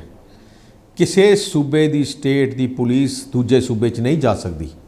ਕਿਸੇ ਸੂਬੇ ਦੀ ਪੁਲਿਸ ਜੇ ਜਾਣਾ ਹੈ, ਕਿਸੇ ਨੂੰ ਫੜਨਾ ਹੈ, ਸੂਬੇ ਦੀ ਪੁਲਿਸ ਤੋਂ ਬਗੈਰ ਉਹ ਅੱਗੇ ਵੜ ਨਹੀਂ ਸਕਦੀ। ਪਰ ਇੱਥੇ ਮੁੱਖ ਮੰਤਰੀ ਕੈਪਟਨ ਅਮਰਿੰਦਰ ਸਿੰਘ ਨੇ ਸੈਂਟਰ ਦੀ ਸਰਕਾਰ ਨੂੰ ਖੁੱਲ੍ਹੀ ਛੁੱਟੀ ਦਿੱਤੀ ਹੈ। ਪੁਲਿਸ ਆਉਂਦੀ ਹੈ, ਜਿਹਨੂੰ ਮਰਜ਼ੀ ਚੱਕ ਲੈਂਦੀ ਹੈ। ਮੈਂ ਅੱਜ ਹੀ ਦੇਖ ਰਿਹਾ ਸੀ, ਮੈਨੂੰ ਵੀਡੀਓ ਮੈਂ ਦੇਖ ਰਿਹਾ ਸੀ, ਇੱਥੇ ਇੱਕ ਲੱਖਾ ਸਿਧਾਣਾ ਜੀ ਆ, ਉਹਨਾਂ ਦੇ ਬ੍ਰਦਰ ਦੀ ਜਿਹੜੇ ਉਹਨਾਂ ਦੇ ਨੈਫਿਊ ਹੈ, ਬ੍ਰਦਰ ਹੈ, ਕਿੰਨੀ ਬੁਰੀ ਤਰ੍ਹਾਂ ਕੁੱਟਿਆ। ਸਾਡੇ 100 ਮਤਭੇਦ ਹੋ ਸਕਦੇ ਕਿਸੇ ਨਾਲ, ਪਰ ਇਹਦਾ ਮਤਲਬ ਨਹੀਂ ਜੋ ਗਲਤ ਹੈ ਗਲਤ ਹੈ, ਬਹੁਤ ਵੱਡਾ ਗਲਤ ਹੈ। ਮੈਂ ਕੈਪਟਨ ਸਾਹਿਬ ਨੂੰ ਪੁੱਛਣਾ ਚਾਹੁੰਦਾ, ਕੈਪਟਨ ਸਾਹਿਬ ਤੁਸੀਂ ਆਪਣੇ ਬੱਚਿਆਂ ਨੂੰ ਬਚਾ ਨਹੀਂ ਸਕਦੇ? ਜੇ ਗਲਤੀ ਕੀਤੀ ਹੈ, ਹਾਂ ਤੁਸੀਂ ਫੜ ਲਓ, ਤੁਸੀਂ ਉਹਨਾਂ ਨੂੰ ਇਨਸਾਫ ਦਿਓ, ਤੁਸੀਂ ਉਹਨਾਂ ਦੀ ਲੜਾਈ ਲੜੋ। ਐ ਨਹੀਂ ਹੈ ਕਿ ਤੁਹਾਡੇ ਬੱਚਿਆਂ ਨੂੰ ਚੱਕ ਕੇ ਦਿੱਲੀ ਪੁਲਿਸ ਲੈ ਜੇ, ਫਿਰ ਕੁੱਟੇ ਮਾਰੇ ਤੇ ਫਿਰ ਰਾਤ ਆ ਕੇ ਸਿੱਟ ਜੇ ਤੁਹਾਡੇ, ਫਿਰ ਤੁਸੀਂ ਮੁੱਖ ਮੰਤਰੀ ਰਹਿਣ ਦੇ ਕਾਬਲ ਥੋੜ੍ਹੀ ਹੋ। ਮੈਂ ਹੈਰਾਨ ਹੈ ਸੋਚ ਕੈਪਟਨ ਸਾਹਿਬ ਦੀ, ਇੰਨਾ ਥੱਲੇ ਲੱਗ ਗਏ ਕਿ ਹੁਣ ਮਤਲਬ ਅਨਸੇਫ ਹੋ ਗਿਆ। ਇਹਦਾ ਮਤਲਬ ਆਪਣਾ ਗਲਤੀਆਂ ਹੋ ਗਈਆਂ, ਚਲੋ ਗਲਤੀਆਂ ਹੋ ਗਈਆਂ, ਇਹਦਾ ਮਤਲਬ ਨਹੀਂ ਤੁਸੀਂ ਲੱਤਾਂ ਬਾਹਾਂ ਤੋੜ ਦਿਓ ਸਾਡੇ ਬੱਚਿਆਂ ਦੀਆਂ। ਕੈਪਟਨ ਸਾਹਿਬ ਮੁੱਖ ਮੰਤਰੀ ਆ, ਮੁੱਖ ਮੰਤਰੀ ਦਾ ਫਰਜ਼ ਆ ਆਪਣੇ ਪੰਜਾਬੀਆਂ ਨੂੰ ਪ੍ਰੋਟੈਕਸ਼ਨ ਦੇਣੀ। ਸੁਖਬੀਰ ਜੀ, ਪੱਛਮੀ ਬੰਗਾਲ ਵਿੱਚ ਜੋ ਵੀ ਨਤੀਜੇ ਆਉਣਗੇ, ਬੀਜੇਪੀ ਦੇ ਫੇਵਰ 'ਚ ਆਉਣ ਜਾਂ ਉਹਨਾਂ ਦੇ ਅਗੇਂਸਟ ਆਉਣ, ਉਹਦਾ ਪੰਜਾਬ 'ਤੇ ਕੀ ਅਸਰ ਪਏਗਾ? ਇੱਕ ਗੱਲ ਮੈਂ ਮਮਤਾ ਜੀ ਨੂੰ ਐਪਰੀਸ਼ੀਏਟ ਕਰਨਾ ਚਾਹੁੰਦਾ, ਜਿਵੇਂ ਲੜਾਈ ਉਹਨਾਂ ਨੇ ਲੜੀ ਹੈ, ਪੂਰੇ ਦੇਸ਼ ਦੀ ਤਾਕਤ ਦੇ ਖਿਲਾਫ ਲੜੀ ਹੈ, ਮੈਂ ਕਿਹਾ ਮੈਂ ਉਹਨੂੰ ਸਲੂਟ ਕਰਨਾ ਚਾਹੁੰਦਾ। ਇਹਦਾ ਪੋਲੀਟੀਕਲ ਇੰਪੈਕਟ ਹੋਣਾ ਨਹੀਂ ਹੋਣਾ, ਪੰਜਾਬ ਤੋਂ ਜ਼ਿਆਦਾ ਨਹੀਂ ਹੋਣਾ, ਪਰ ਘੱਟ ਤੋਂ ਘੱਟ ਇੱਕ ਜਿਸ ਤਰੀਕੇ ਨਾਲ ਹੁਣ ਔਨਸਲੌਟ ਹੋ ਰਿਹਾ, ਤੁਸੀਂ ਆਹ ਜਿਹੜੀ ਗੱਲ ਪੁਲਿਸ ਦੀ ਗੱਲ ਕਰ ਰਹੇ ਹੋ, ਕੀ ਯੂਪੀ ਵੈਸਟ ਬੰਗਾਲ 'ਚ ਕਿਸੇ ਬੱਚੇ ਨੂੰ ਚੱਕ ਸਕਦੀ ਸੀ ਦਿੱਲੀ ਦੀ ਪੁਲਿਸ, ਸੈਂਟਰ ਦੀ ਪੁਲਿਸ? DGP ਤੱਕ ਤਾਂ ਉਹਨਾਂ ਨੇ ਰੋਕ ਲਿਆ ਸੀ ਆਪਣੇ ਨੂੰ। ਸੋ ਆਪਾਂ ਨੂੰ ਹਰ ਮੁੱਖ ਮੰਤਰੀ ਨੂੰ, ਹਰ ਸੂਬੇ ਨੂੰ ਆਪਣੇ ਹੱਕਾਂ ਲਈ ਲੜਨਾ ਚਾਹੀਦਾ ਹੈ, ਆਪਣੇ ਲੋਕਾਂ ਦੀ ਪ੍ਰੋਟੈਕਸ਼ਨ ਵਾਸਤੇ ਹਰ ਹੀਲਾ ਕਰਨਾ ਚਾਹੀਦਾ ਹੈ। ਜੇ ਗਲਤੀ ਹੋ ਜੇ ਫਿਰ ਚਲੋ ਸਜ਼ਾ ਭੁਗਤ ਲੈਣਗੇ, ਪਰ ਸਜ਼ਾ ਦਾ ਮਤਲਬ ਨਹੀਂ ਤੁਸੀਂ ਲੱਤਾਂ ਬਾਹਾਂ ਤੋੜ ਦਿਓ।